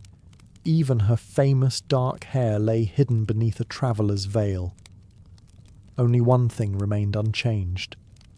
The sharp mind that had outwitted 100 suitors was now sailing toward enemies who had no idea whom they were about to underestimate. For the first week, Penelope's disguise held perfectly. The little merchant vessel stopped at fishing villages, quiet harbours, and bustling island markets where traders argued over amphorae of wine, sacks of grain, and bars of Cypriot copper. No one paid much attention to a widowed merchant travelling alone. That was precisely why Penelope had chosen the disguise. Queens attracted questions. Widows attracted sympathy. The captain believed she was journeying east to settle her late husband's debts. The crew accepted the story without hesitation. In the Greek world, grief was common enough that few people wished to investigate it further. Penelope spent her days listening rather than speaking. Sailors always talked. They argued about weather, exchanged rumours from distant ports, and repeated every strange tale they had heard over cups of watered wine. Most stories were clearly exaggerated, but hidden among them were fragments that caught her attention. Several captains mentioned ships disappearing near an isolated chain of islands. Others spoke of ancient shrines abandoned by their priests. One old navigator swore that certain coves still received offerings meant for gods whose names had long since been forgotten. Each rumour pointed farther east. Toward waters Odysseus had once crossed on his way to Troy. On the 8th morning the wind died without warning. The sea became unnaturally smooth, leaving the merchant ship drifting beneath a cloudless sky. Even the gulls disappeared. The captain frowned toward the southern horizon. Dark shapes were approaching. Long, narrow ships. 3 of them. Their sails were black. Pirates. The crew rushed into motion, but there was little hope. The merchant vessel carried cargo, not soldiers. Its few spears were old, and most of the sailors had never fought outside drunken tavern brawls. Within the hour, grappling hooks crashed over the rails. The pirate ships pulled alongside with practised precision. Men armed with curved swords poured onto the deck. Their leader stepped aboard last. He was broad-shouldered, grey-bearded, and wore a bronze helmet decorated with faded horsehair. Unlike his crew, he smiled before speaking. His eyes swept calmly across the frightened merchants before stopping on Penelope. Not because she looked wealthy, because she remained perfectly calm. Everyone else had backed away. She had not moved. The pirate chief walked closer, studying her weathered travel clothes. Then his smile faded. There was something familiar about her posture. Not the posture of a merchant. The posture of someone accustomed to giving orders. He demanded every passenger identify themselves. One by one, they complied. When Penelope's turn came, she bowed her head slightly and repeated the story she had prepared before leaving Ithaca. A widow, a trader, travelling east alone. The pirate listened without interruption. Then he asked a single unexpected question. "What side did your husband fight for at Troy?" Several merchants looked confused. It seemed like an odd question. Penelope immediately understood it was a trap. A real widow would answer without thinking. A liar would hesitate. She did neither. Instead, she quietly replied that no woman who truly loved her husband ever cared which battle earned the scar that took him away. For the first time in years, the pirate chief laughed, not because she had answered correctly, because she had answered like Odysseus himself. A clever answer instead of a direct one. His expression slowly became thoughtful. He had once met the king of Ithaca, and suddenly he wanted to know why a woman who spoke exactly like Odysseus was sailing toward the forgotten eastern sea. The pirate chief did not order his men to search the ship. Instead, he ordered everyone to wait. The sea remained strangely calm as both crews stood watching their leader study the woman who claimed to be an ordinary widow. He walked slowly around Penelope, saying nothing. Years spent raiding merchant vessels had taught him that wealth often wore humble clothes, and clever people rarely introduced themselves honestly. Penelope met his gaze without challenge. Fear would invite suspicion. Confidence would invite questions. She settled for quiet patience. Finally, the pirate spoke. He had fought in the Trojan War himself, though not for either famous king. Like many sailors, he had sold his ship to whoever paid the better price. During those years he had crossed paths with countless commanders, but only one had answered impossible questions with impossible answers. Odysseus. The pirate smiled faintly. The woman standing before him reminded him of the king of Ithaca far more than she realized. Rather than threaten her, he offered a proposal. Far to the east lay an island sailors called Black Sail Island. No charts marked it. No merchants willingly landed there. An old woman lived among its cliffs, trading knowledge for prices few dared pay. Every captain who sailed those waters knew of her. Few ever returned with what they sought.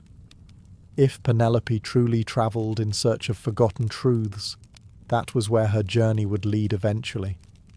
The pirate offered safe passage, not from kindness, from curiosity. He wanted to know why a lone widow was risking her life for secrets connected to the years before Troy. Penelope accepted. By sunset, the merchant vessel had altered course, sailing beside the pirate ships instead of fleeing from them. The arrangement puzzled both crews, but no one questioned their captains. 3 days later, jagged black cliffs emerged from the morning mist. The island looked as though fire had once consumed it. Dark volcanic rock rose straight from the sea without beaches or harbours. Hundreds of seabirds circled silently overhead, yet none landed upon the cliffs. At the summit stood the crumbling remains of an ancient temple older than any Greek city. The pirate ships refused to approach. Their captain lowered a single rowboat instead. He would take Penelope ashore himself. As they neared the rocks, she noticed hundreds of strange objects hanging from ropes tied to the cliffs. Bronze swords, broken shields, crowns, golden necklaces, children's toys carved from olive wood. Every offering had been left behind deliberately. Every gift had weathered years of wind and salt. No one had dared retrieve them.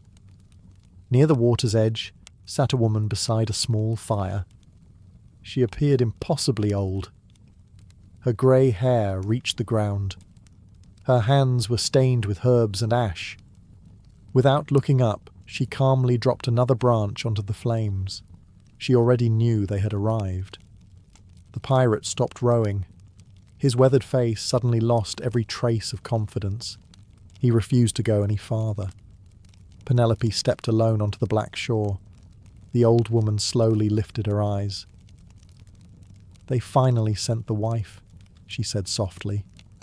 Her voice carried no surprise, only relief, as though she had spent 20 years expecting this exact meeting. The old woman led Penelope away from the shore without another word.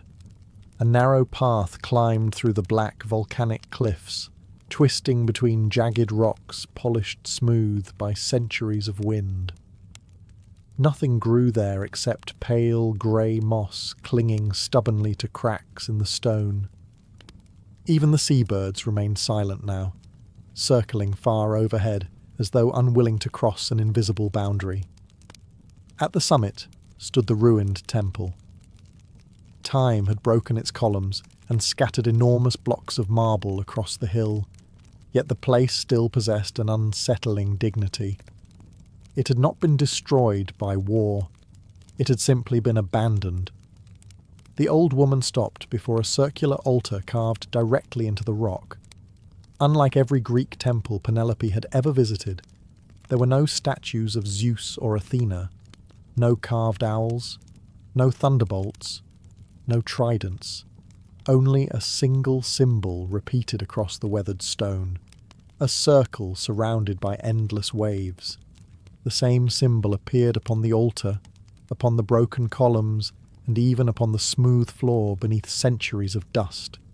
Someone had once worshipped a power the Olympians had erased from memory. The old woman knelt and brushed sand away from the centre of the altar. A polished bronze disc appeared beneath it. Its surface reflected the afternoon sunlight with surprising clarity despite its great age. She motioned for Penelope to look. At first, the metal reflected only the sky. Then the image changed. The temple disappeared. Instead, Penelope found herself watching another day, another lifetime. The shoreline below the temple was crowded with ships preparing for war. Hundreds of warriors loaded shields, spears, and supplies, while priests burned incense along the beach. Among them stood a younger Odysseus. He looked scarcely older than Telemachus was now. His armour gleamed in the morning sun, and ambition filled his face far more than caution. Beside him stood 3 other kings whose faces the bronze refused to reveal. Only Odysseus remained clear. A priest wearing robes woven with silver thread approached the young king carrying a shallow bowl filled with seawater. Odysseus placed one hand into the bowl. The priest spoke words the bronze mirror refused to repeat. Then came the oath. Penelope watched her husband kneel before the ancient altar and swear that if the sea carried him safely to Troy, he would return before the 20th harvest after the city's fall. The waves themselves answered, not with thunder, not with lightning. The sea simply became perfectly still. The bargain had been accepted. The vision faded. Penelope stepped backward, her heartbeat echoing inside the silent ruins. The old woman slowly covered the bronze disc once more. "The war lasted longer than anyone expected," she said quietly. "The journey home lasted longer still." Penelope finally understood. Odysseus had not broken his promise willingly. Time itself had defeated him. But ancient oaths did not measure intention, only fulfillment. The old woman looked toward the endless sea beyond the cliffs. When the 20th year ended, the oath became a prison. Far below, a wave struck the black rocks with unusual force, then another. The calm sea surrounding the island had begun to change. Something had noticed that the Queen of Ithaca now knew the truth. The sea grew restless before the sky did. Standing atop the ruined temple, Penelope watched the water darken as though a shadow were spreading beneath its surface. There were no storm clouds overhead, yet the waves no longer rolled with their usual rhythm. They circled the island instead, turning slowly like a great wheel. The old woman wasted no time. She gathered a small leather satchel already waiting beside the altar, as if she had prepared for this moment years ago. Without looking back, she began descending the narrow path toward the shore. Penelope followed. Neither woman spoke. There was nothing left to explain. The truth had already been revealed. Odysseus had fulfilled every challenge the world placed before him, yet one forgotten promise continued to hold him. It was not chains, monsters, or distance keeping him from Ithaca. It was an agreement, older than memory. Halfway down the cliffs, Penelope noticed something strange. The offerings hanging from the rocks were moving. Not in the wind. There was no wind. The bronze swords, broken shields, necklaces, and ancient crowns all swayed gently toward the sea, as though pulled by an invisible current. One by one the old ropes snapped. The objects fell into the water below. None floated. Each disappeared beneath the surface without leaving so much as a ripple. The old woman glanced toward the horizon.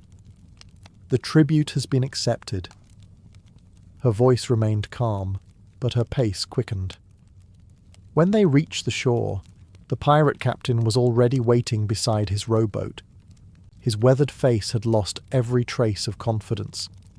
He had spent his life fearing storms. This was something entirely different. The sea had become silent. No gulls circled overhead. No fish disturbed the water. Even the waves striking the cliffs made almost no sound. The captain crossed himself in the old sailor's fashion before pushing the boat into the water. The three of them had barely rowed 50 strokes from shore when the sea behind them began to glow. Not brightly. Just enough to reveal enormous shapes moving beneath the surface. At first, Penelope believed they were whales. Then one shadow rose closer.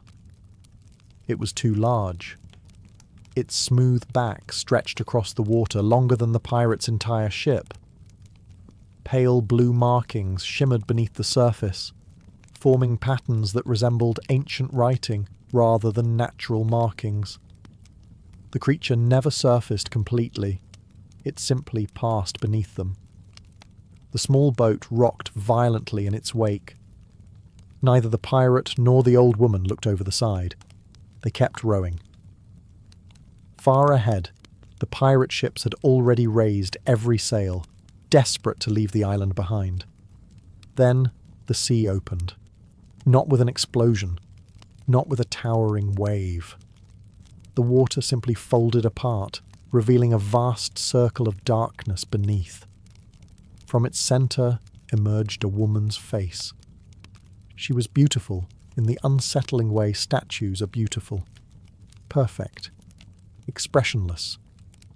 Her skin shimmered like moonlight upon deep water, and her hair flowed around her as though made from the sea itself. She was neither rising nor floating. She simply existed within the water, larger than any temple ever built by mortal hands. Her ancient eyes settled upon Penelope alone. There was no anger in them, only disappointment, as though she had expected Odysseus to come himself. Instead, his wife had arrived to break the bargain. The face remained upon the sea. The pirate captain immediately dropped to his knees inside the rocking boat, lowering his head until it nearly touched the planks.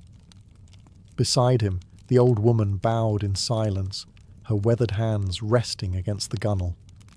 Only Penelope remained standing. The water around the immense figure shimmered like polished silver beneath the afternoon sun. Her eyes held the stillness of the deepest ocean, untouched by time or emotion. She did not resemble Athena's wisdom or Hera's royal pride. There was something far older in her presence. She looked like the sea before mankind had ever learned to build ships. The silence stretched across the water. Then the goddess spoke. Her voice did not travel through the air. It echoed directly inside Penelope's thoughts, carrying the endless rhythm of waves striking forgotten shores. She reminded the queen that promises were the oldest law in existence. Kingdoms rose and fell, cities burned, kings died. But an oath willingly spoken remained unchanged. Odysseus had accepted favourable winds before sailing to Troy. The sea had kept its part of the bargain. Now it waited for his. Penelope listened without lowering her gaze. She understood the fairness of agreements. Ithaca itself depended upon laws being honoured. A ruler whose word meant nothing, ruled only until someone stronger arrived. Yet something about the bargain felt incomplete. The goddess had spoken only of duty, never of justice. Penelope slowly removed the gold wedding ring she had worn since her marriage, and held it between her fingers. It was the only piece of royal jewellery she had carried from Ithaca, not because of its value, because it represented a promise of its own. A marriage survived, not because both people fulfilled every expectation perfectly, but because neither abandoned the other when life refused to cooperate. The queen raised the ring toward the towering figure. A mortal could not outmatch a goddess. But perhaps she could outreason one. She calmly declared that every oath required two faithful partners. If one side changed the conditions beyond recognition, the agreement itself became broken. Odysseus had sworn to return before the 20th harvest. He had not wasted those years through laziness or betrayal. Gods, monsters, storms, enchantresses, and endless suffering had delayed him. The cave no longer smelled of blood. Years ago, sailors had spoken of this place in frightened whispers. They imagined piles of human bones, roaring monsters, and a savage giant who crushed men like dry branches. Mothers warned children about the island. Captains altered their course to avoid it. Every version of the tale ended the same way. The terrible Cyclops had been defeated by the clever Odysseus, but legends rarely returned after the hero sailed away. On a grey autumn morning, another giant climbed the rocky path leading toward the cave. His name was Brontes. Like his brother Polyphemus, he stood taller than the tallest pine, with a single great eye beneath a heavy brow and shoulders broad enough to block the cave's entrance. Yet, unlike his brother, Brontes carried no club upon his shoulder. He carried only a shepherd's crook cut from ancient olive wood. He had lived alone upon another distant island for most of his life, tending sheep and avoiding the quarrels of both gods and mortals. Cyclopes were not a people who gathered in cities. Each preferred his own mountain, his own flock, and his own silence. Years sometimes passed without one Cyclops seeing another. That was why the news had reached him so late. His brother had been blinded. At first, Brontes had refused to believe it. How could a handful of tiny mortals overcome a son of Poseidon? The story sounded like something sailors invented after drinking too much wine. Yet every passing merchant repeated the same name: Odysseus, king of Ithaca, the man clever enough to escape the impossible. Brontes expected to find only an empty cave. Instead, he found smoke rising gently from the entrance. Inside, dozens of sheep rested quietly upon fresh straw. Clay jars filled with milk lined the walls. A small fire burned beside a stone bed where an old giant sat listening to the crackling flames. Polyphemus. Time had bent his once mighty frame. His beard, once dark as volcanic stone, had turned completely white. Thick scars covered the empty socket where his single eye had once seen the world. His enormous hands searched carefully for the shepherd's staff resting beside him before he slowly stood. He recognized his brother's footsteps before hearing his voice. The two giants embraced without speaking. Neither had been taught to express affection with many words. Their silence said enough. Later, as evening settled outside the cave, Brontes prepared cheese while Polyphemus quietly milked one of his oldest ewes by touch alone.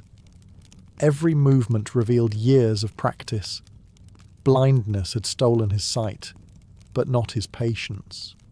Only after they finished eating did Brontes finally ask the question that had brought him across the sea.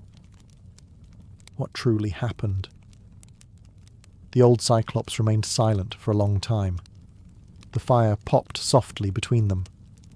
"I was waiting for you to ask that," he said at last. Brontes expected anger. He expected curses against Odysseus. He expected promises of revenge. Instead, Polyphemus sighed. "I have spent many years listening to sailors anchor beyond the cliffs." A faint smile crossed his weathered face. "They tell magnificent stories." His fingers traced the scar across his empty eye. "In every one of them, I am a monster." Another silence settled over the cave. Then the old Cyclops spoke words Brontes had never imagined hearing. "I was not innocent." He admitted that he had ignored the sacred laws of hospitality. He had treated strangers as prey instead of guests. Pride had convinced him that strength excused cruelty, and the sea had eventually sent someone clever enough to prove him wrong. "Odysseus did not defeat me because he was stronger." The old giant looked toward the cave entrance, though he could no longer see it. "He defeated me because I had forgotten that fear makes monsters of us all." Brontes stared into the fire. Everything he believed about his brother suddenly seemed uncertain. Then Polyphemus made one final request. "Do not avenge me." His voice had become little more than a whisper. "Find out why men feared us long before they feared my name." Those were the last words Brontes heard from his brother before sleep claimed the old giant forever, leaving behind only silence, and a question that no legend had ever tried to answer. Polyphemus was buried before sunrise. Brontes chose a quiet hillside overlooking the sea, where the old Cyclops had spent countless evenings listening to waves he could no longer see. There were no priests to recite prayers, and no mourners gathered from distant villages. Cyclopes had never built temples, nor had they believed the gods paid much attention to their kind. The earth itself would remember. Brontes rolled an enormous boulder over the grave, not as a monument, but as protection against curious sailors. His brother had spent enough of his life as a legend. He deserved to rest as a shepherd. Before leaving the cave, Brontes looked around one last time.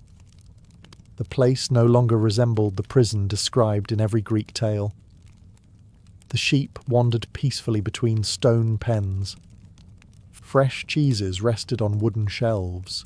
Clay bowls had been neatly washed and stacked.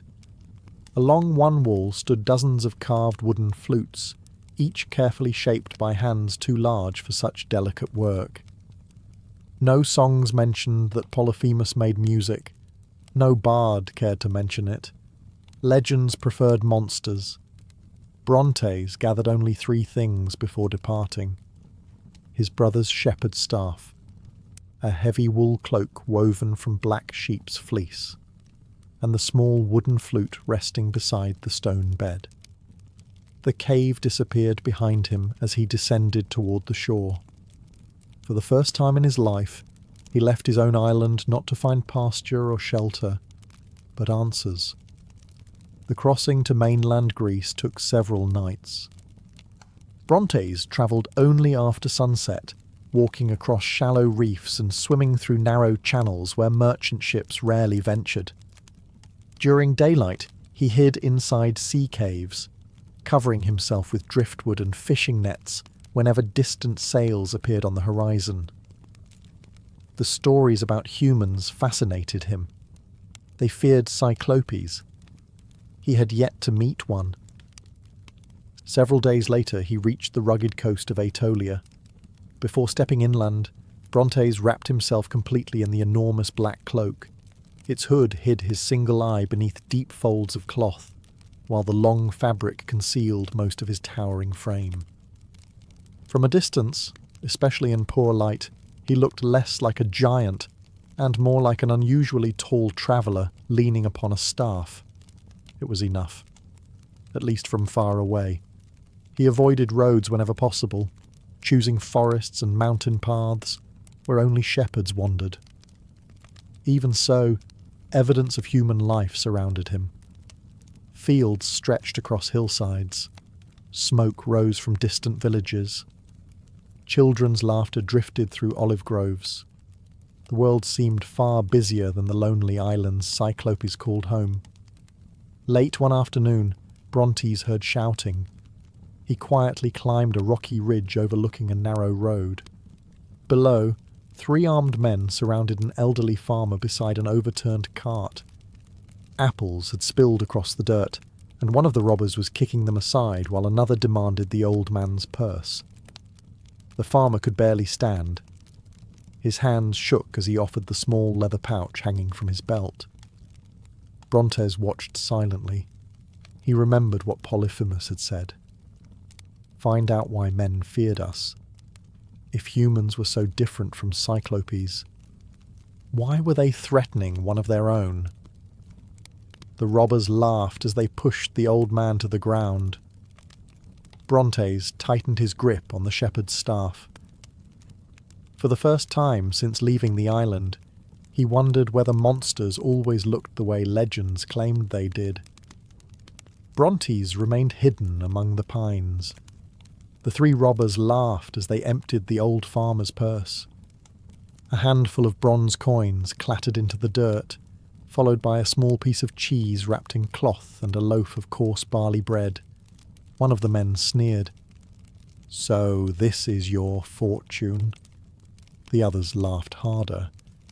The oldest robber crushed the loaf beneath his sandal before kicking the farmer onto his side. They took the coins anyway. Before leaving, they slashed one wheel of the old cart with a knife, laughing as they disappeared down the road. Silence returned. The farmer remained on the ground for several moments before slowly trying to stand.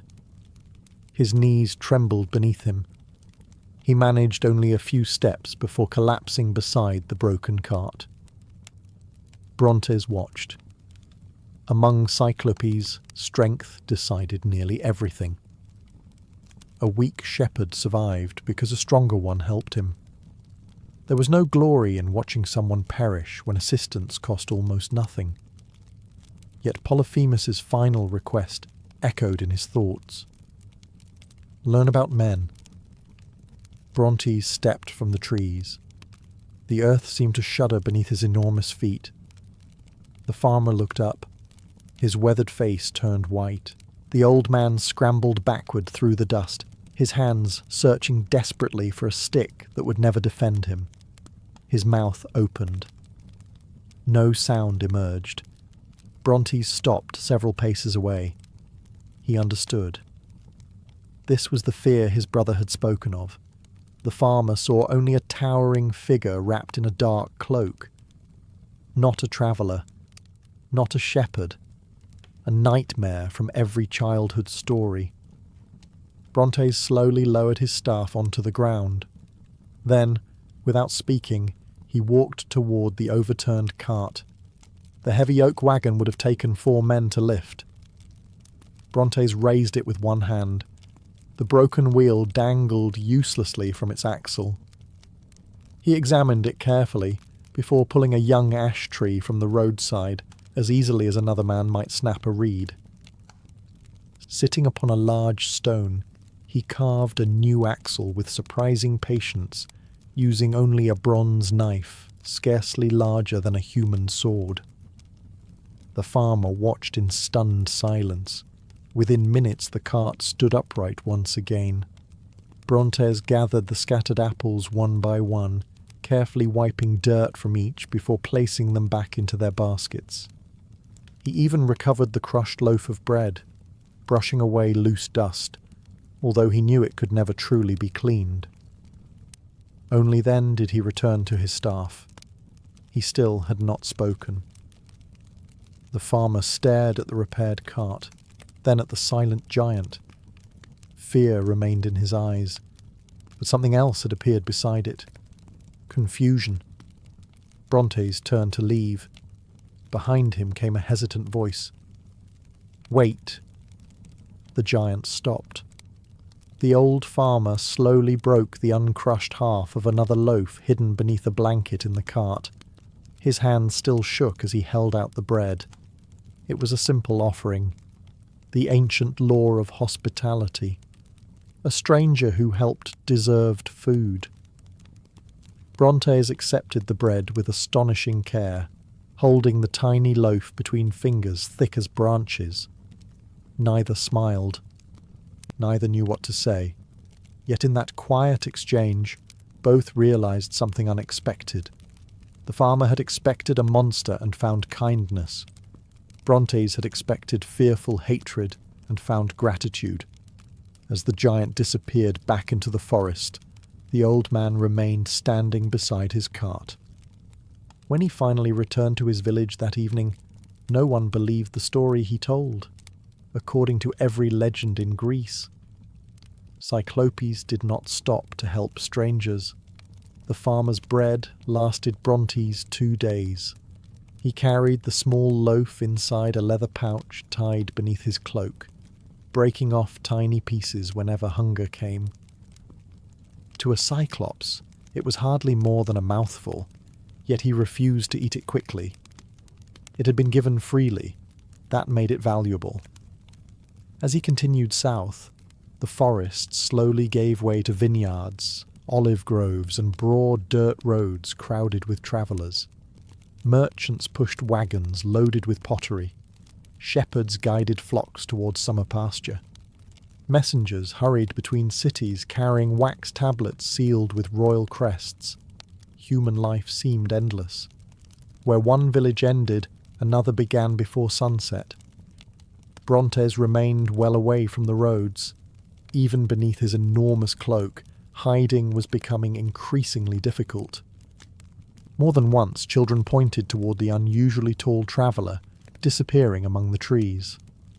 A few curious shepherds followed him for short distances, before deciding they had already wandered farther from home than wisdom allowed.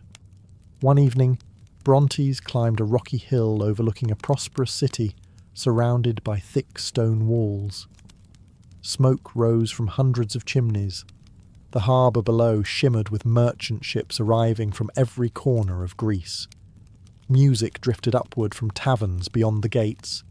It was the largest human settlement he had ever seen. Curiosity overcame caution. After sunset, he approached. The streets outside the walls were nearly empty. Farmers were returning home with donkeys and carts, while a handful of merchants waited for the gates to open at dawn. Brontes kept his head lowered beneath the deep hood of his cloak and walked slowly, hoping the darkness would hide his size.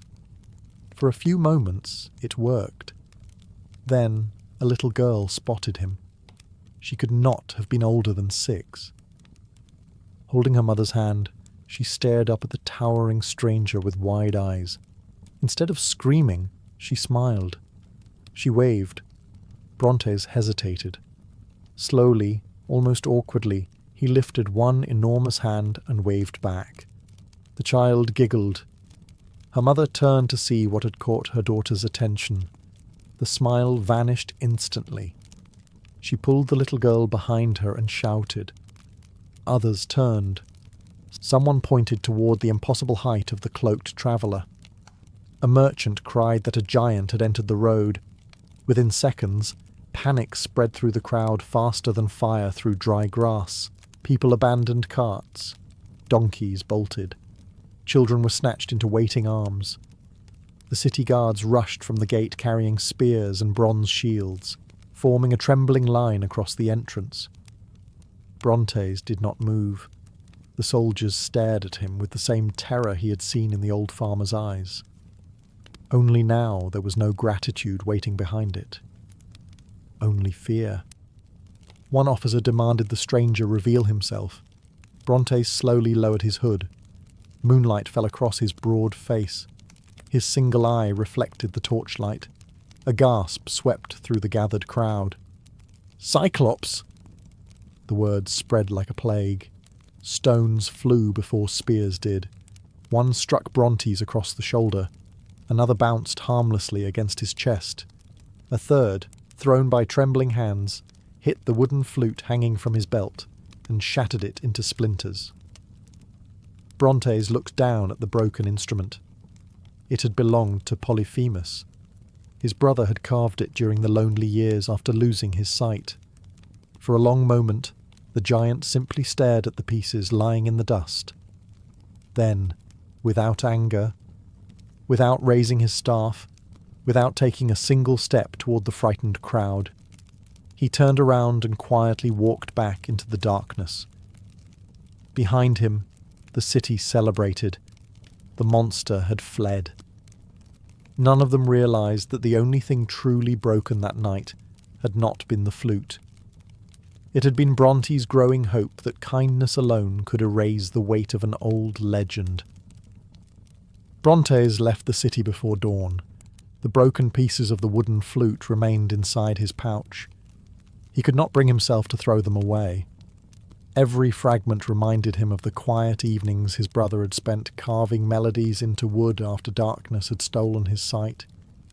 Humans had never known that part of Polyphemus. They had known only the monster. The giant wandered east through the hills for several days without speaking to anyone.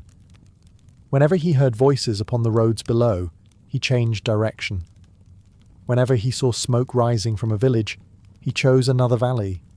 Perhaps, he thought, the city had shown him the truth. One kind farmer could not outweigh an entire world raised on fear. One rainy evening, Brontes noticed the glow of a lonely fire beneath a rocky overhang. A single traveller sat beside it, wrapped in a worn blue cloak. Several scrolls lay stacked beside a leather satchel, protected carefully from the rain. The old man looked up as the enormous cloaked figure approached. Instead of reaching for a weapon, he simply moved his cooking pot away from the edge of the fire to make room. Brontes stopped. The old traveller smiled. "There is enough warmth for two." The giant remained standing. The old man studied the impossible height of his guest. "You've been walking for days." Brontes slowly sat on the opposite side of the fire, keeping his hood lowered. The traveller stirred a pot of lentils while humming quietly to himself. He introduced himself as Demades, a wandering poet who earned meals by telling stories from one town to another. The name meant little to Brontes. The profession interested him. Stories. Those were what had brought him here. The old poet eventually noticed the broken wooden flute resting beside the giant's enormous hand. He picked up one fragment. This was beautifully carved. Brontes nodded. "My brother made it." Demades smiled sadly. "It deserves remembering." He carefully returned the pieces. For a while, neither spoke. Only the rain filled the silence. Then voices echoed from the road below. Several merchants had stopped their wagons to escape the storm. Laughing loudly, they asked the old poet to entertain them while they waited. Demades stood and gladly accepted.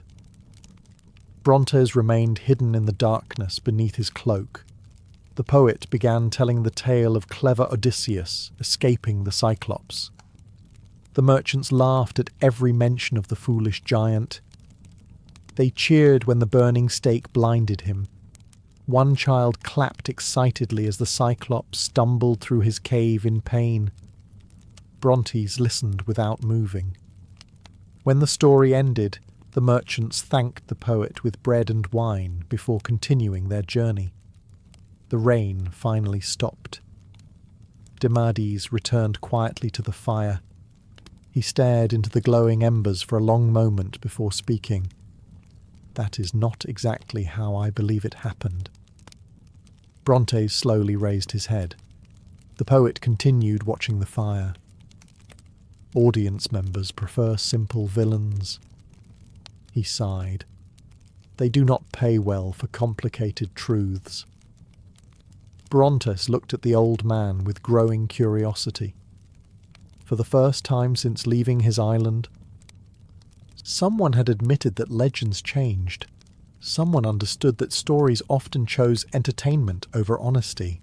The giant reached into his pouch and placed one piece of the broken flute beside the fire. Demades examined its careful craftsmanship once more. Then his eyes widened. Very slowly, he looked from the flute to the enormous traveller, and finally to the single eye hidden beneath the edge of the hood. The poet had spent his life telling stories about Cyclopes.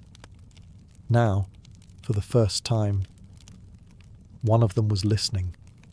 The old poet did not run. He did not shout for help. He simply looked at Brontes for a long moment, as though comparing the giant before him with the countless versions he had carried in his memory. Finally, he smiled. "So," he said quietly, "the story has found me instead." Brontes remained silent. He had grown accustomed to silence. It was safer than explanations. Demades placed another piece of wood onto the fire. "I've spent 40 years walking from city to city," he said. "I've told the tale of Odysseus and the Cyclops more times than I could ever count." He poked at the flames with a stick. "And every city tells me to make the giant crueler." Brontes tilted his head. The poet explained that audiences rarely wanted uncertainty. Heroes needed villains. Monsters needed sharp teeth. A frightened audience remembered simple stories far better than complicated ones. If the Cyclops had once laughed, no one wanted to hear it. If he had cared for sheep, no one applauded. If he had ever shown kindness, the tale became less exciting. So, little by little, each storyteller added something. The cave became darker. The giant became larger. The cruelty became greater. By the time the songs reached distant islands, the Cyclops had become something almost impossible to recognize. Brontes listened carefully. "So, people remember stories." Demades nodded. "They remember the version they enjoy most."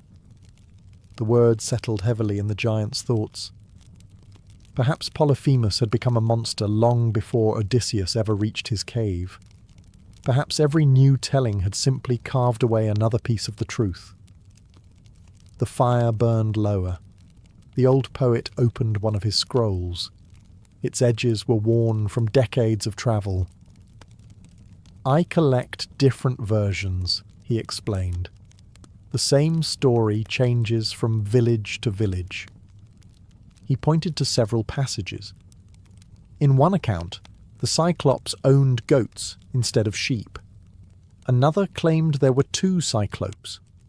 A third insisted Odysseus fought the giant with a bronze spear rather than a burning olive trunk. Each version contradicted the last. Yet every storyteller insisted his own was true. Brontes suddenly understood something humans had built that Cyclopes never had. Memory. Not personal memory, shared memory. Entire kingdoms lived according to stories repeated across generations. If those stories changed, people changed with them. Demades carefully rolled the scroll closed.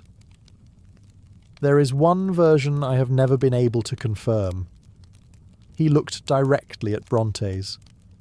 It says, Odysseus regretted what happened.